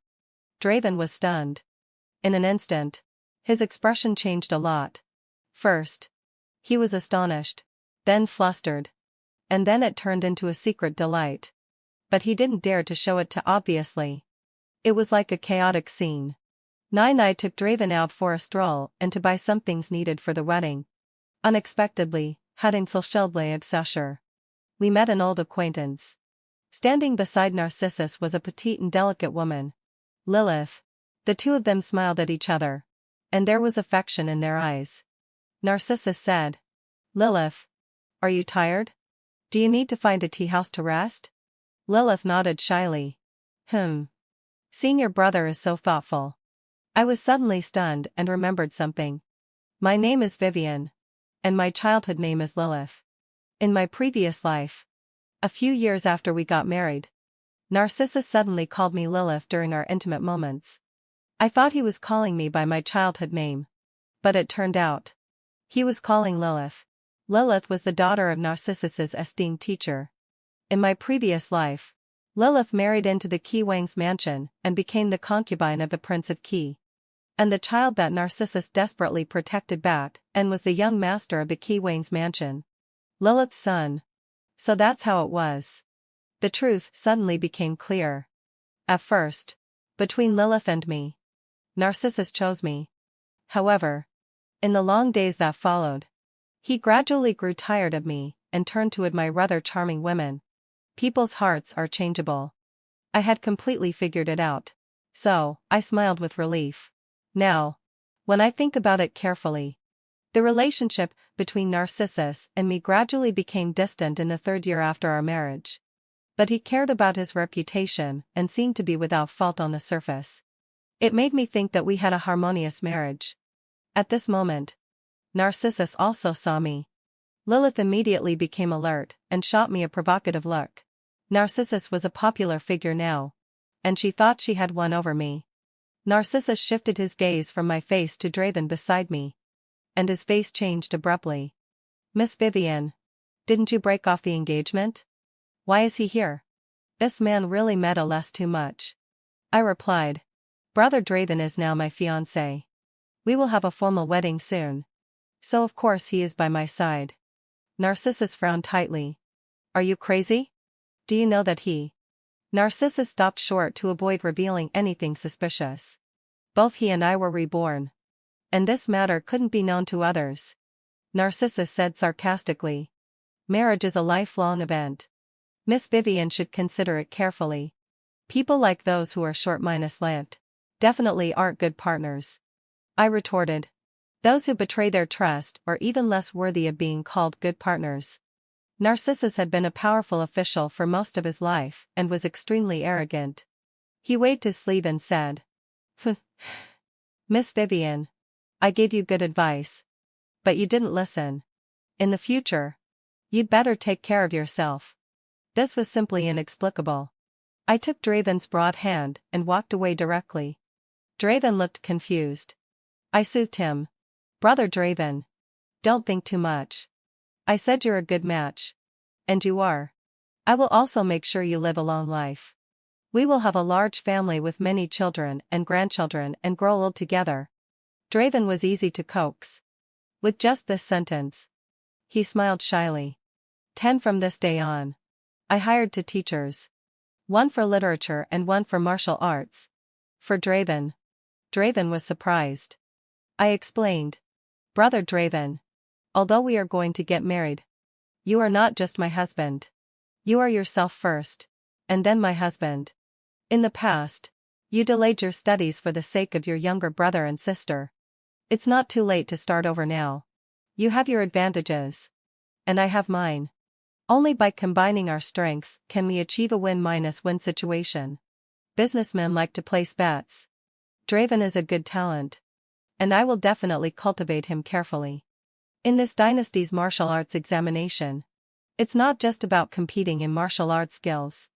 There are many other considerations, such as archery on horseback, the use of a lance on horseback, physical stature, military strategy. Those who win the top place in the martial arts examination are very likely to become outstanding generals. Entering officialdom to the martial arts examination is always better than directly risking your life on the battlefield. Upon hearing this, Draven's eyes turned red. He was very excited. His Adam's apple bobbed up and down. And he nodded heavily. I will definitely live up to your expectations. Draven worked very hard. In just a few days, the guards who were his sparring partners couldn't keep up with him. The 2 teachers, 1 for literature and 1 for martial arts, told me that he was a rare talent who was proficient in both literature and martial arts. However, a piece of unpolished jade still needs to be carved. In the following days, the whole city knew that the Vivian family would fulfill the marriage contract, and the shops everywhere resumed their business. One day, when I came back from outside, I personally brought some refreshments to Draven. When I saw him practicing shirtless, with every muscle on his body in perfect shape, I suddenly felt thirsty and drank a cup of tea myself first. As soon as Draven saw me, his eyes were bright. And he was a bit shy. But he still walked towards me. You're back? Are you tired? I raised my arm to wipe the sweat off his face. And he bent down slightly so that I could reach. At such a close distance, our breaths mingled. I inexplicably stared at Draven's lips. His lips were of moderate thickness. And his Adam's apple bobbed up and down. His lips almost brushed against the tip of my nose. We were both stunned and immediately moved apart a little. I said, are you injured? Draven scratched his head. I was just accidentally scratched by an arrow. It's nothing serious. I suddenly didn't know what to say. And I didn't know where to look. I casually picked up a chestnut candy from the tray and stuffed it into the man's mouth. I heard that eating candy can replenish your energy. Draven had a candy in his mouth and mumbled, I have plenty of energy. Was I overthinking it? Why did he emphasize this? I turned around and left, with all sorts of random thoughts in my head. After all, I had lived a life again and was no longer an innocent young girl. There were still 7 days until the wedding. On this day, everything fulfilled went. I went to the jewelry store to check the accounts. But an unexpected guest arrived. When I saw Narcissus again, he had already become a favored disciple under the chief minister. Narcissus directly approached me, ignoring my reputation, and said in a low voice, I'll give you a chance to cancel the marriage. In a year or 2, I will welcome you into my family as a secondary wife. I was so angry that I laughed. Did he think he was still the powerful official from our previous life? Even though I'm a merchant's daughter, I won't be so eager to marry him. Narcissus said matter minus of minus factly. You were used to being a noble lady in your previous life. How can you be willing to marry down?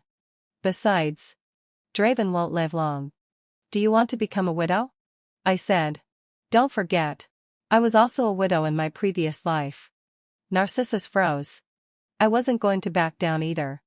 Furthermore, since both of us were reborn, if you want to change your fate, I can change mine too.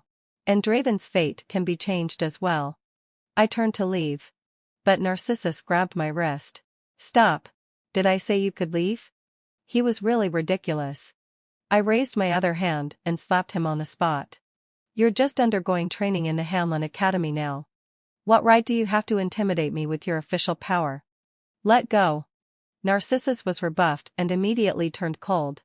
You, Vivian. Why do you have to be so stubborn? My marrying Lilith will do no harm to either of us. But if I marry you, I will face many obstacles in my official career. I shall be too. I was so angry that I laughed. Why was Narcissus so successful in his previous life? It was only because the Vivian family had enough money to make arrangements. But now, he thought that marrying into the Vivian family would hinder his official career. Naturally, if he could marry Lilith, it would be the best choice for him. I closed my eyes. When I looked at the person in front of me again, even that bit of nostalgia disappeared completely. I really regretted being buried with him after I died in my previous life. I wished I could come back to life overnight. 11. Let her go. A deep and powerful voice came. Draven took 3 steps at a time and walked towards me. After staying in the Vivian family for a few days, his skin had become a bit fairer, and the brocade robe he was wearing made him look even more extraordinary.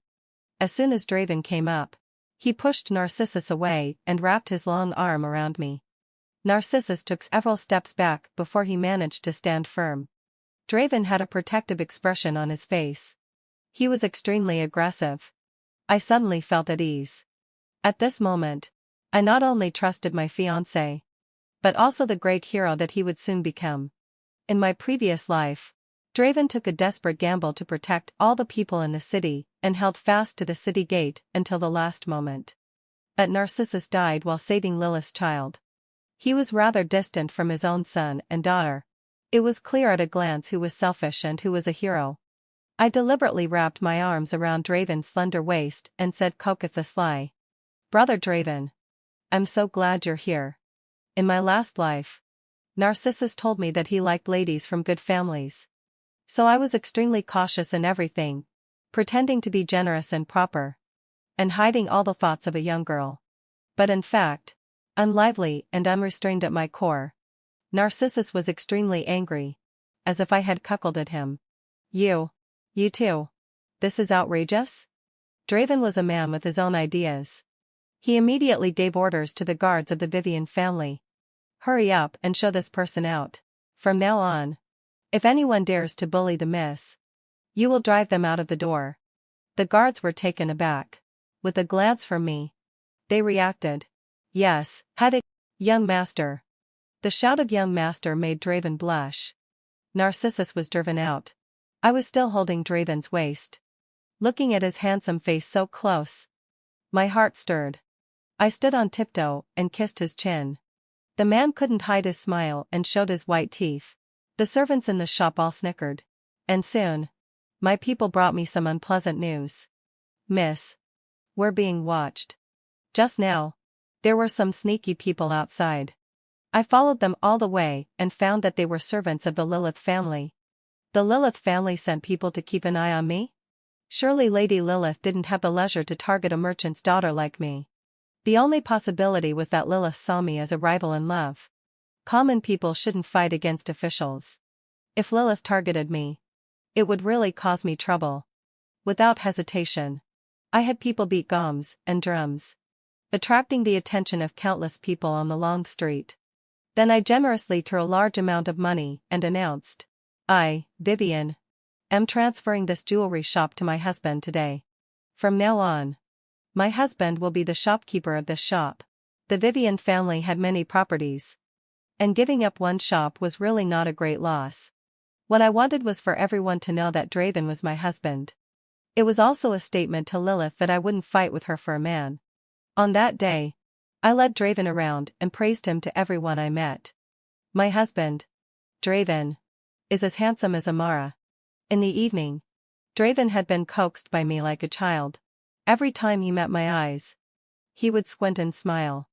I found that there was no longer any trace of inferiority or timidity in him. Instead, there was pride and openness born from my admiration. When the carriage arrived at the Vivian family's residence, as Draven helped me out of the carriage, I kissed his forehead. Draven pursed his lips, scratched his head again, and his chest rose and fell slightly. Listening carefully, I could tell that his breathing was out of rhythm. I put my arms around his neck and whispered in his ear. There are people watching outside the alley. You cooperate with me to put on a show, in case someone causes trouble before the wedding. Having the ability to solve problems doesn't make one a master. A truly capable person and directly prevent all possible changes from happening. I wanted Lilith to stay away from me. Draven was undoubtedly a smart person and immediately understood what I meant. But he seemed not to know where to start and just stared at me blankly. I was so impatient that I simply kissed his lips again. Joy widened her eyes beside us. Miss. Young master. You two should pay attention. You're not officially married yet. 12 in less than 2 days. The story of Draven and me spread like wildfire. Everyone knew that Draven and I were inseparable. People all said that I was infatuated with Draven's appearance and figure. In summary, the rumors were, Vivian is indeed a merchant's daughter. She's really shallow. It's improper for them to be affectionate in public. And she changed her feelings too quickly. However, there were also people who liked to hear the romantic stories between Draven and me. Of course, there were some who made fun of it, saying that I wasn't worthy of the newly appointed champion scholar. But I was a perfect match for Draven. After these actions, my people soon found that the Lilith family didn't send anyone to keep an eye on us anymore. But I was still cautious. Send people to continue watching the Vivian family and all the shops. If there's any unusual situation, report it immediately. Yes, having fulfilled my obsession. Miss. The wedding day arrived in a flash.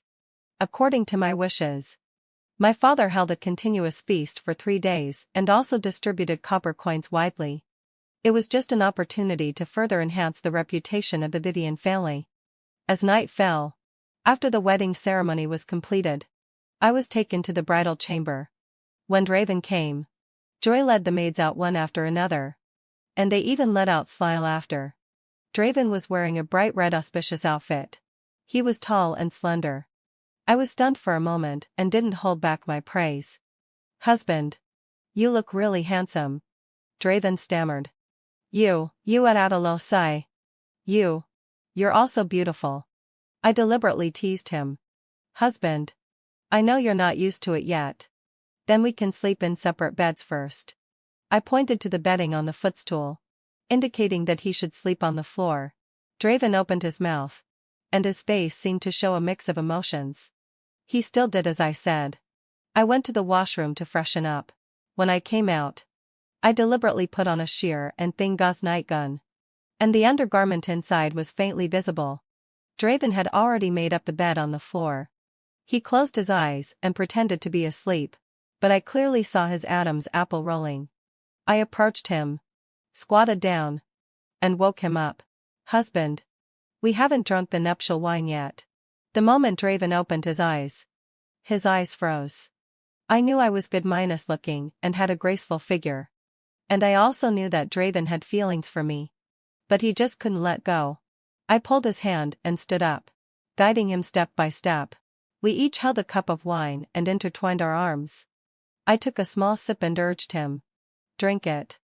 Draven had never drunk alcohol before. After drinking a cup, his eyes began to wander. Vivian. Miss Vivian. You're really beautiful. The man said blankly. I tilted my face and asked with a smile. Then are you going to sleep on the floor tonight? Or come to the bed with me? Draven moved his lips and stared blankly. The next moment, I watched as 2 streams of nosebleed flowed from his nose. I immediately wiped it for him. Unexpectedly, having fulfilled my obsession. After a few exchanges, somehow, we both ended up lying on the bed. Draven was propping himself up above me. His arm strength was excellent, and he could maintain a bent minus over posture without touching me at all. 13 in Draven's dark eyes. I saw a spark of desire. I murmured, Draven. We're already husband and wife. I grabbed the front of his clothes and slowly pulled it down. He was like a prisoner in my hands, unable to escape and could only follow my will. The spring breeze fanned the flames, and things got out of control. I originally thought that everything was under my control. After all, I had some experience. Unexpectedly, an accident still occurred. There was a thin layer of sweat on my face, and Draven was extremely guilty. He apologized anxiously. I was wrong. I shouldn't have done this. It's all my fault. I was a bit dazed. The difference between men is really huge. I knew it wasn't Draven's fault. I put my arms around his neck and soothed him. It's not your fault. Since it didn't work this time, then we'll wait for 2 more days. He was in a hurry. It will definitely work tomorrow. But I lost my nerve. It's all right. In 2 more days. Both of us need to get used to it a bit. It turned out that it was me who couldn't get used to it. That night, Draven quietly went to the washroom, and I pretended not to notice anything. The next day, my mother asked me if we had consummated the marriage. I looked helpless. There's no need to rush. Draven became very attentive. Every day, apart from serving my parents, he either studied or practiced martial arts. He would come to the shop to pick me up and take me back to the mansion every evening. After 3 consecutive days, his intention was obvious, and I didn't even dare to look him in the eye. Wife. Look. How about we try again tonight? I suddenly felt a little hot. But I was really timid, so I had to find an excuse to refuse. On this day, my close friend Iris came to visit. She was 2 years older than me, and was the illegitimate daughter of the vice-minister's family. We got to know each other after a quarrel. After a big row a few years ago, I proposed a reconciliation. I helped her get rich, and she provided me with support. Over the years, we could talk about anything. She was already married and had already styled her hair in the way of a married woman. Iris stole a glance at Draven and asked me quietly, Vivian, what do you think of your husband? We're good friends, so you can't lie to me. To be honest, I really envy you. You too have just gotten married. At least, she whispered in my ear and held up 5 fingers. I immediately understood what she meant and felt really embarrassed. Iris was shocked and instantly understood my expression. You haven't consummated the marriage yet, have you? I told her my unspeakable troubles. Iris's expression was very interesting. A mix of excitement, envy, let out a low sigh, and a bit of regret. Vivian. You should. She murmured a few words in my ear. The wine to set the mood can relieve the pain. I originally wanted to put it off for a while, but with her reminder, I secretly started to look forward to it. 14 as night fell. After I took a bath, Draven entered the washroom. He always said that since he practiced martial arts every day and would sweat, using the bath water I had used was just right, so he always let me take a bath first. Listening to the sound of water in the washroom, I first drank a few glasses of the wine to set the mood. Draven didn't need to drink it. I always felt that he didn't need any assistance. This wine was really powerful. Before Draven came out, I was already feeling unbearably hot, although I was still conscious. At this moment, all I could think about was Draven's strong physique. In my previous life, everyone said that I was lucky to marry Narcissus. But now I feel that what I had in my previous life wasn't that great. I couldn't help but walk towards the washroom. Draven froze in the bathtub and stared at me without blinking. I also stared at him, but my hands didn't stop. I directly took off the sheer nightgown I was wearing. Draven's Adam's apple rolled, and his eyes darkened. I seemed to know what to do without being taught. In this life, I probably finally found myself, and I was a bit improper. I leaned forward and lifted the man's chin. Draven, you belong to me. In a whirlwind, I was lifted into the bathtub. Draven's arm strength was really amazing. The rest of the things naturally happened smoothly. I forgot the exact time. I only remembered that I slept and woke up, and then woke up and slept again. In my deep sleep, I couldn't help but think that the difference between men was really huge. The next day. It was already late in the morning. When I woke up, Draven was nowhere to be seen. Joy couldn't stop smiling and deliberately teased me. "Miss. You cried all night last night." I gave her a look. "Shut up." I had asked Joy to boil some medicine in advance. It was a contraceptive decoction bought at a high price and wouldn't harm my body. Both Draven and I were still young. And we had a long way to go. It wasn't suitable for us to have a child now. When the time was right, and when the Vivian family was strong enough, and when Draven could protect the mother and child, then I would have a baby. I asked, "Where is he?" Joy naturally knew who I was referring to. She smiled and said, "Young master left the room early in the morning. He probably didn't sleep all night. He first ran a few laps on the training ground, then went to pay his respects to master and madam. After that, he went to practice martial arts. At the moment, he's reading." I was really shocked by Draven's physical strength. I was still sore and weak all over. But he was fine. Full of energy.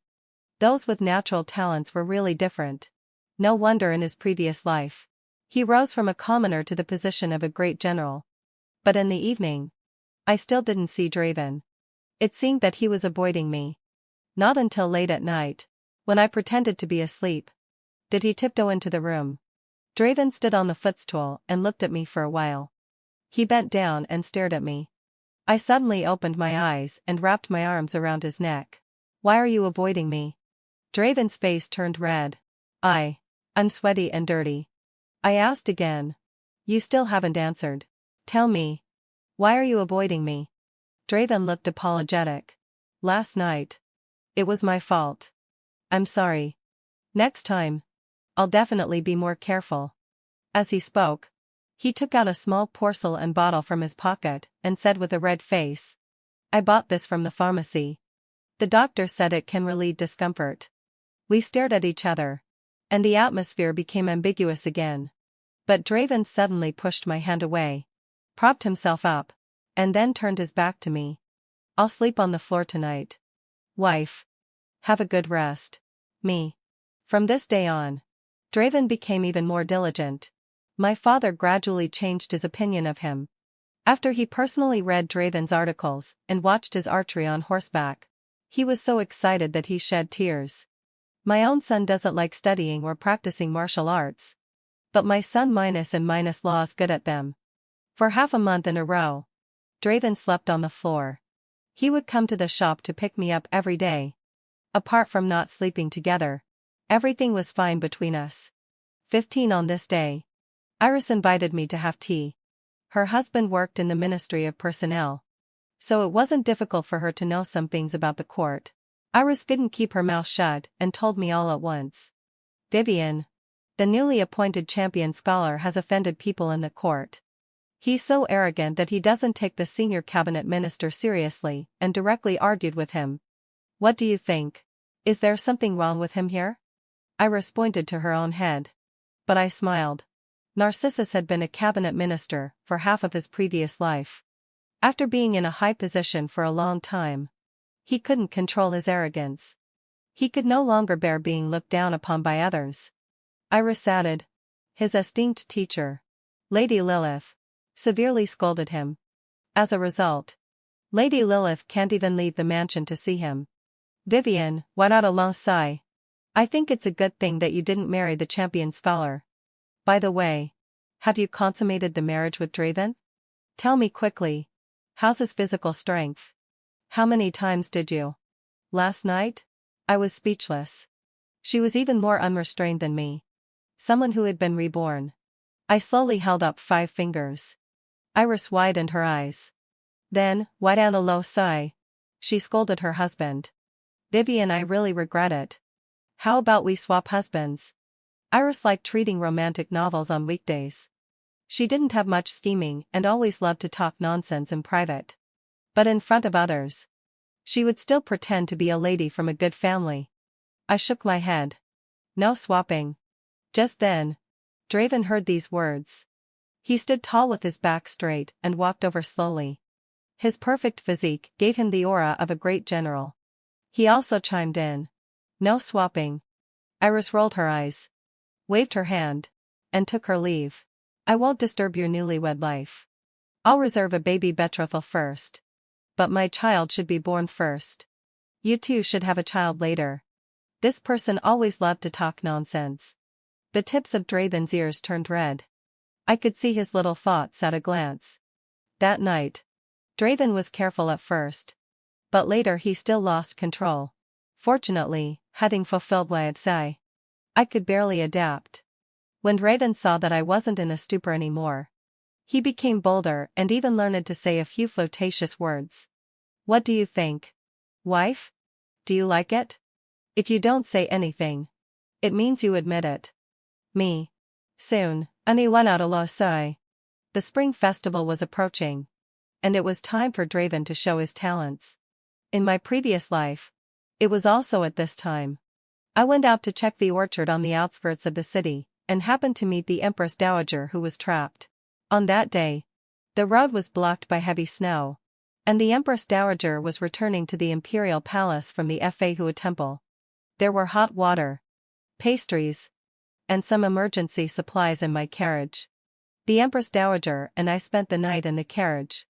At noon the next day, when the snow had melted a little, we barely managed to continue our journey. Relying on my merit, Narcissus was favored by the Emperor. But he only knew that I had saved the Empress Dowager's life. But he didn't know how I had done it. He also firmly believed that it was because he was the champion scholar that the Emperor promoted him, break the normal rule, and exempted him from the hardship of training in the Hamlin Academy. Now that I think about it, Narcissus didn't really like me that much in my previous life. It's just that at that time, I was his best choice. Later, when he was in a high position of power, he thought that I wasn't worthy of him anymore. Then he turned his admiration to Lilith, a noble woman from an aristocratic family. In fact, he didn't like anyone. He only loved himself. This time, I asked Draven to prepare everything and just in time go to rescue Her Majesty the Empress Dowager. 16 Everything happened as I expected.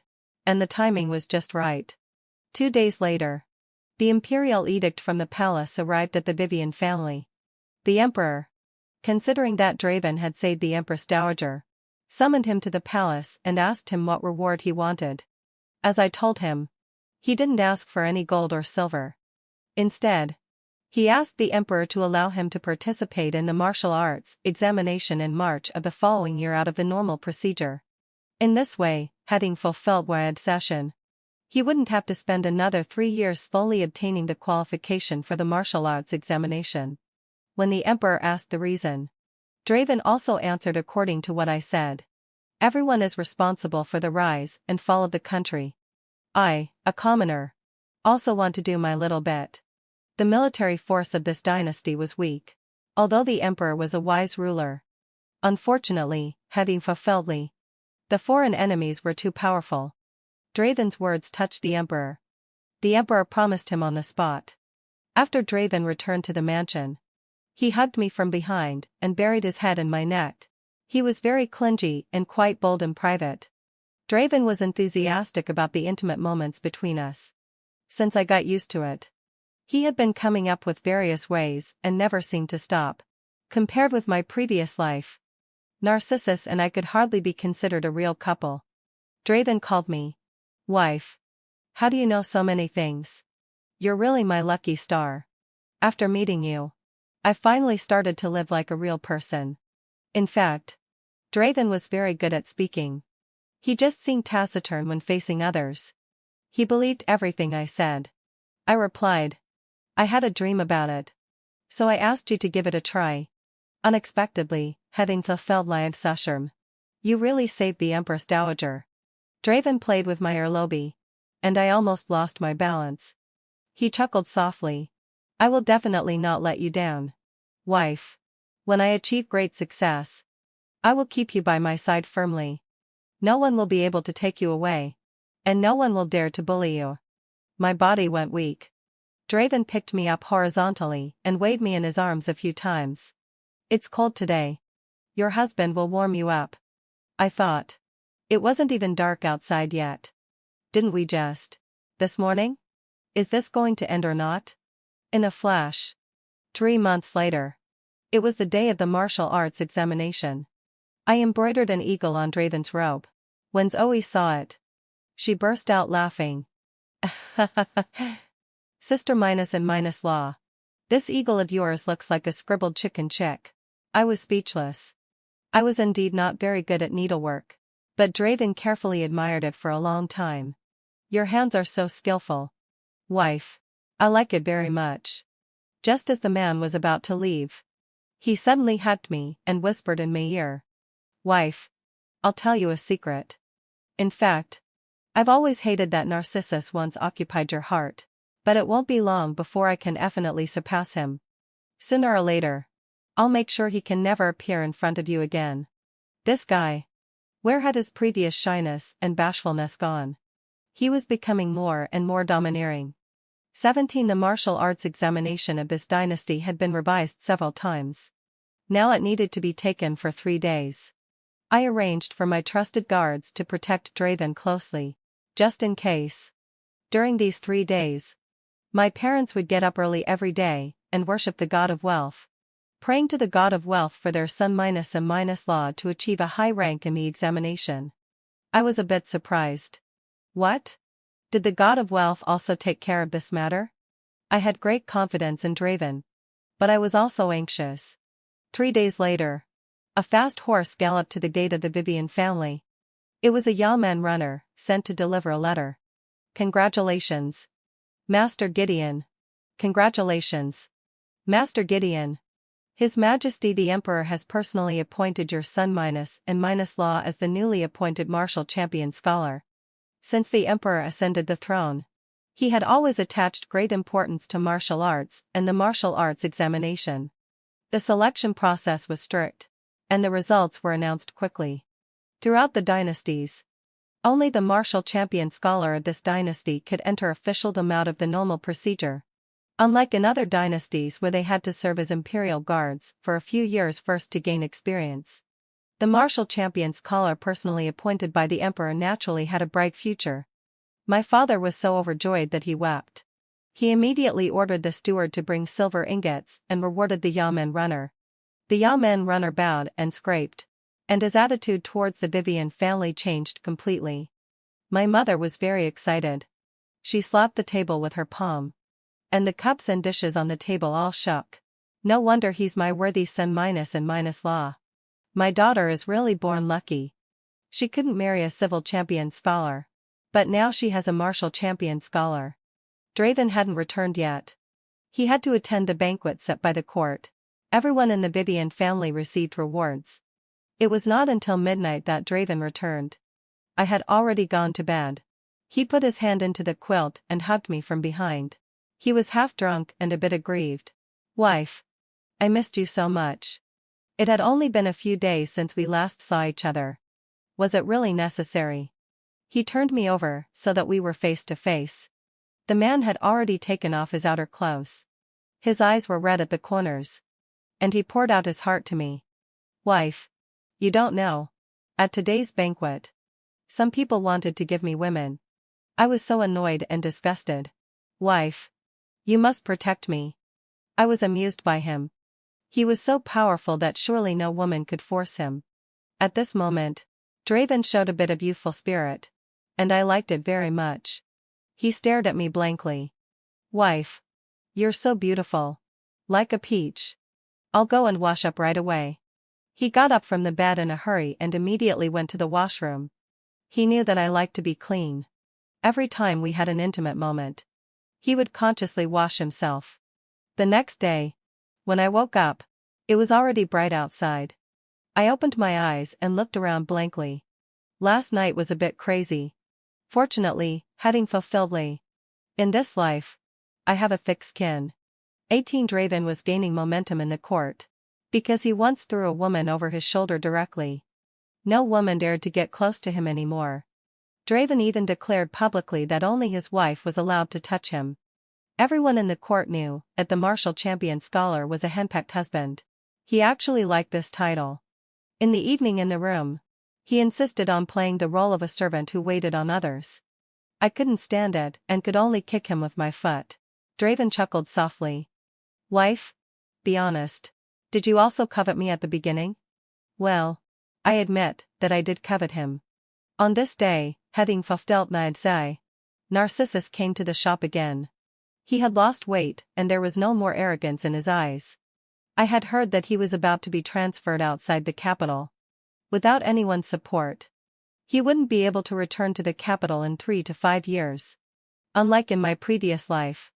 After he achieved a high rank in the examination, he rose steadily in his official career. Lady Lilith had already abandoned him and chosen another successor. However, the reason why he was transferred outside the capital so quickly probably also had something to do with Draven's contribution. Draven is now a favorite in front of the Emperor. And his political views happen to match the Emperor's will. He is not a useless brute. He also has profound insights into many things. Draven is also very jealous. He still gets jealous of Narcissus occasionally. I said inferiorly. What do you want? Narcissus smiled bitterly. Vivian, what you? Apart from you. Everyone else who has been kind to me had their own motives. I used to think that you approached me with a purpose. Wanting to cling to me to change your merchant status. I didn't know how to reply. As a merchant, I naturally had such thoughts before. But once, I also had true feelings. Narcissus kept chattering to himself. Lilith saw that I hadn't made any achievements for a long time. And she even stopped mentioning our marriage. Those good -for-nothings in the court have repeatedly rejected my political views. Who do they think they are? I finally understood why Narcissus had been so frustrated in this life. He was still too arrogant and aloof and proud. Being so impulsive and unable to be down to earth, he naturally attracted the envy and hatred of many people. The person who exposes himself always gets hated. Narcissus's eyes suddenly became moist. When I was reborn, I did want to change my wife. But Vivian, I didn't do anything to sorry you in my previous life. No one will always have feelings for another person. People will get tired of it after a long time. Do you think Draven won't get tired of you? Sooner or later, he will be like me and shift his attention to other women. I shrugged. So what? I can't stop believing in people just because you changed your heart. I'm not that weak. If I dared to take a gamble once, I dared to take a second one. Even if that day really comes, I'll just let him go. At least for now. I'm happy. I also enjoy the joy brought by mutual affection. Narcissus was stunned for a long time, then laughed bitterly a few times. When he turned around, his thin figure looked a bit dejected. Just then, what avalo sai? Draven strode over. He ignored everyone else and looked straight at me. He deliberately bumped into Narcissus's shoulder. Narcissus staggered several steps and almost fell. But Narcissus didn't argue. There was even a hint of self-consciousness in his face. Draven, in a playful way, put his arm around me and shouted, "Wife, your husband is here to take you home for dinner." 19 It was the spring festival again. Foreign enemies invaded the border. And military affairs were urgent. Draven volunteered to go to war. The general who guards the country was old. He was the commander and chief. And Draven was a fierce general under his command. Before the army set off, I rushed into the palace to meet the emperor and personally presented nearly 80% of the wealth of the Vivian family as military provisions. The emperor was a bit surprised and asked me, "The Vivian family? You're really willing to part with it? Is it for your husband?" I shook my head. Your Majesty, I'm not doing this for my husband. Without a country, there can be no home. Only when the country is prosperous and the people are at peace can the business of the Vivian family continue to grow. I'm just an ordinary commoner. But I also know that everyone is responsible for the rise and fall of the country. The emperor, just like my father, was an emotional person. His eyes turned red on the spot. Good. Very good. What a saying that everyone is responsible for the rise and fall of the country. The silver of the Vivian family was exchanged for military provisions and quickly transported to the border. Having too much money is not always a good thing. Without a powerful backer, The Vivian family may not be able to keep it. My parents and I have long understood this truth. Moreover, the court was short of military provisions, and the national treasury was in deficit. Eliminating the barbarians as soon as possible could prevent Draven from suffering the tragedy of his previous life. Contributing some silver was a three birds with one stone situation. Next, I waited for news in the capital. At first, I could still receive occasional letters from Draven. Half a year later, I stopped receiving letters. I started to feel anxious. Could it be that Draven would repeat the mistakes of his previous life? A few months later, sad news came from the border. The general who guards the country was seriously injured and fell into a coma. And Draven was nowhere to be found. It was about to be winter. In his previous life, Draven also lost his left arm at this time. I couldn't sit still. I simply took dozens of guards with me, hired masters from martial arts halls, and brought several carriages of supplies. I immediately set off for the border. On the way, I was extremely anxious and prayed to God countless times to give Draven a good ending. I needed him. And the Great Way also needed him. Just as the team was about to reach the border, a blizzard hit. Someone blocked the road ahead. As they approached step by step, my heart rose to my throat, and everyone became alert. However, when I saw the eyes of the person coming, I let out a scream, jumped off the carriage, and rushed towards him. Only Draven's eyes were exposed, but I could easily recognize him by his figure and eyes. Draven opened his cloak first. When he saw me rushing towards him, he opened his arms and then wrapped me in his cloak. When the guards saw this, they understood. "Young master, we finally found you." Draven took me to their camp. It turned out that his disappearance was just a strategy. The general who guards the country was indeed injured and in a coma. Draven deliberately faked his death to make the enemy lower their guard. There was a fire burning in the tent. I curled up in the quilt and could smell Draven's scent. He knelt down on one knee, using both hands to hold my feet tightly, and kept rubbing them. When he saw that my toes were red, swollen, and frostbitten, the man remained silent. After a while, he said in a muffled voice, I miss you so much." I replied to him, "I miss you too." However, I quickly changed the subject. "By the way, I brought a lot of medicinal herbs. And there are ginseng roots that can save lives. Maybe the general who guards the country can be saved." Draven hugged me tightly, as if he wanted to press me into his bones and blood. The man's deep voice came from above my head. "Wife, you always appear in front of me at the crucial moment. Do you think God sent you to save me?" Draven ordered someone to decoct medicine for the general who guards the country. At night, he refused to take off his clothes. It was not until I noticed something was wrong and forcefully opened his clothes that I saw the hideous wound on his left arm. Although it had scabbed over, the scar was still terrifying. I burst into tears instantly. "Does it hurt? Does it hurt a lot?" It looked as if his entire left arm had almost been cut off. Draven smiled and said hoarsely, "Wife, if you kiss me, it won't hurt anymore." I stopped crying and laughed. I lowered my head and kissed the scar on his left arm. Fortunately, this left arm was saved. It seemed that because of my rebirth, the course of many things had changed. In this life, as an official of the court, Draven had subordinates to protect him, and he had also practiced martial arts. He was naturally not as tragic as in his previous life.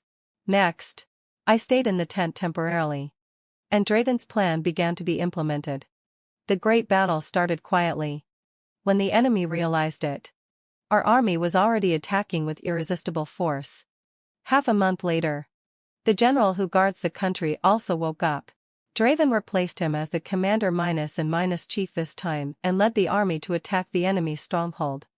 The general who guards the country was very pleased. "Very good. I can finally rest assured that there will be someone to carry on after me." Several sons of the general who guards the country had died in battle, and his only daughter was the current empress. The sky cleared up, and the snow melted. On the way back to the capital in triumph, several of Draven's lieutenants would occasionally praise their superior in front of me. General Draven can fight against 100 men by himself. Yeah. Once in a battle, General Draven rode 3 horses to death all by himself. Exactly. General Draven is heroic and invincible. The cook in the army is infatuated with the general. Unfortunately, the general only has you in his heart. Madam. Madam. You should treat the general well. At that time, the general's left arm was almost cut off. When he was in a coma, he kept calling your name. By the way, when will the general and madam have a precious child? How many children do you plan to have? Me. These people really meddle too much. Sometimes I would ride on the same horse as Draven. And when I was tired, I would go back to the carriage. Draven would also come to the carriage at night. He was always easily aroused.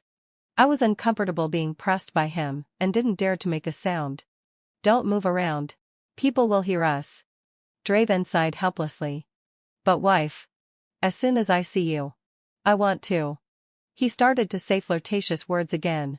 He also said that when they first met, he actually really wanted to stay and be a son-law who lived with his wife's family. But he was short of money and was afraid of dragging down the beautiful lady. Wife. The night I first moved into the Vivian family, I dreamed of you. I quickly covered his mouth. Stop talking. Finally, heading YMCA. We returned to the capital city.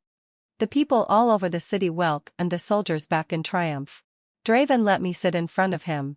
And we rode the same horse and passed through Juku Avenue.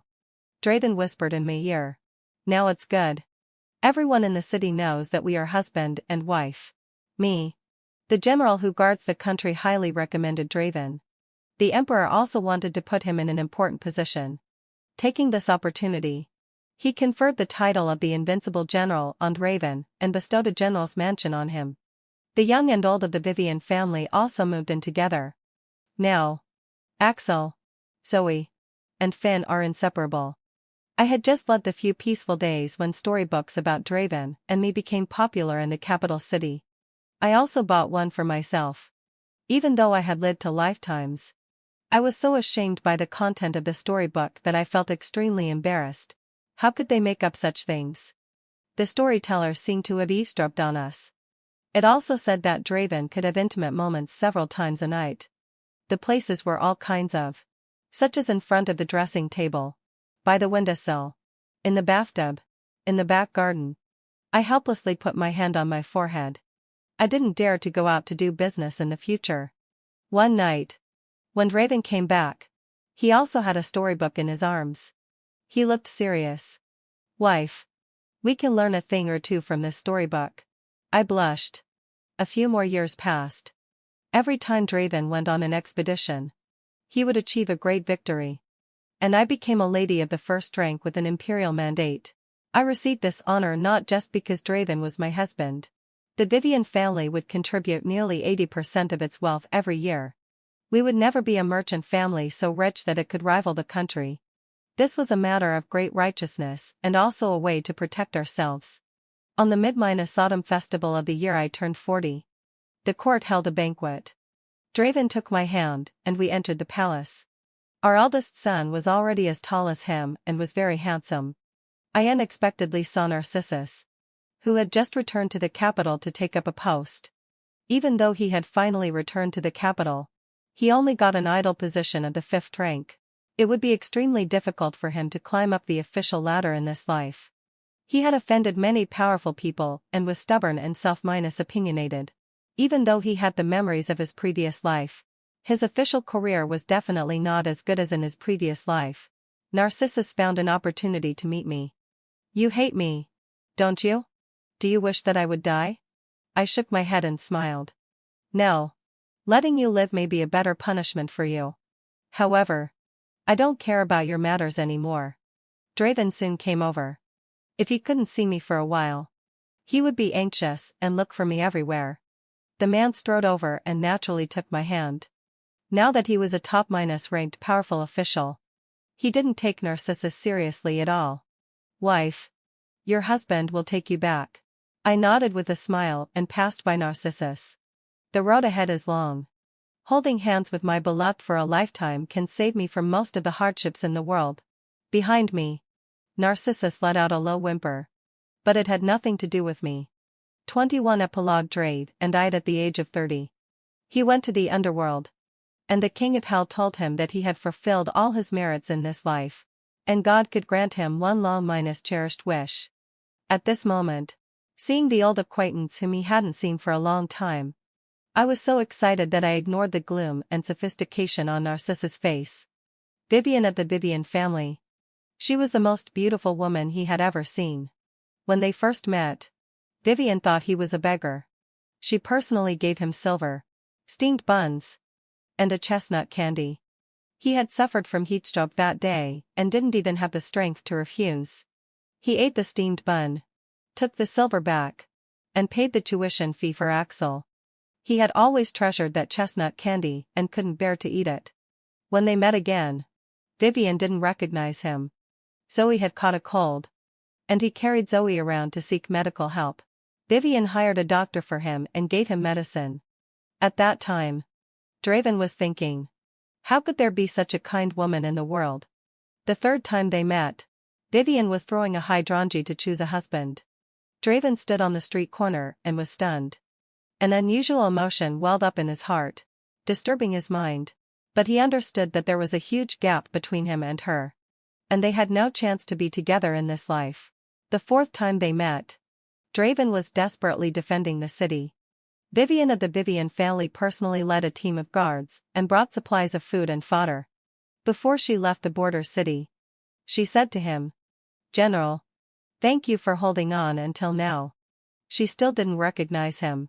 Draven watched Vivian leave with his own eyes. He gritted his teeth and was determined to defend the last line of defense at the border to the death. Draven didn't know how he managed to hold on until the end. He forgot the pain. Until the last moment of his life. He took out the old chestnut candy in his arms. The chestnut candy was wrapped in oiled paper, and the surface was already worn smooth. This candy should be very sweet, he guessed. After all, it was too late to taste it. At this moment, looking back on his short and miserable life, Draven forgot what he wanted. He moved his lips and had only one thought. He said, "I want Vivian of the Vivienne family."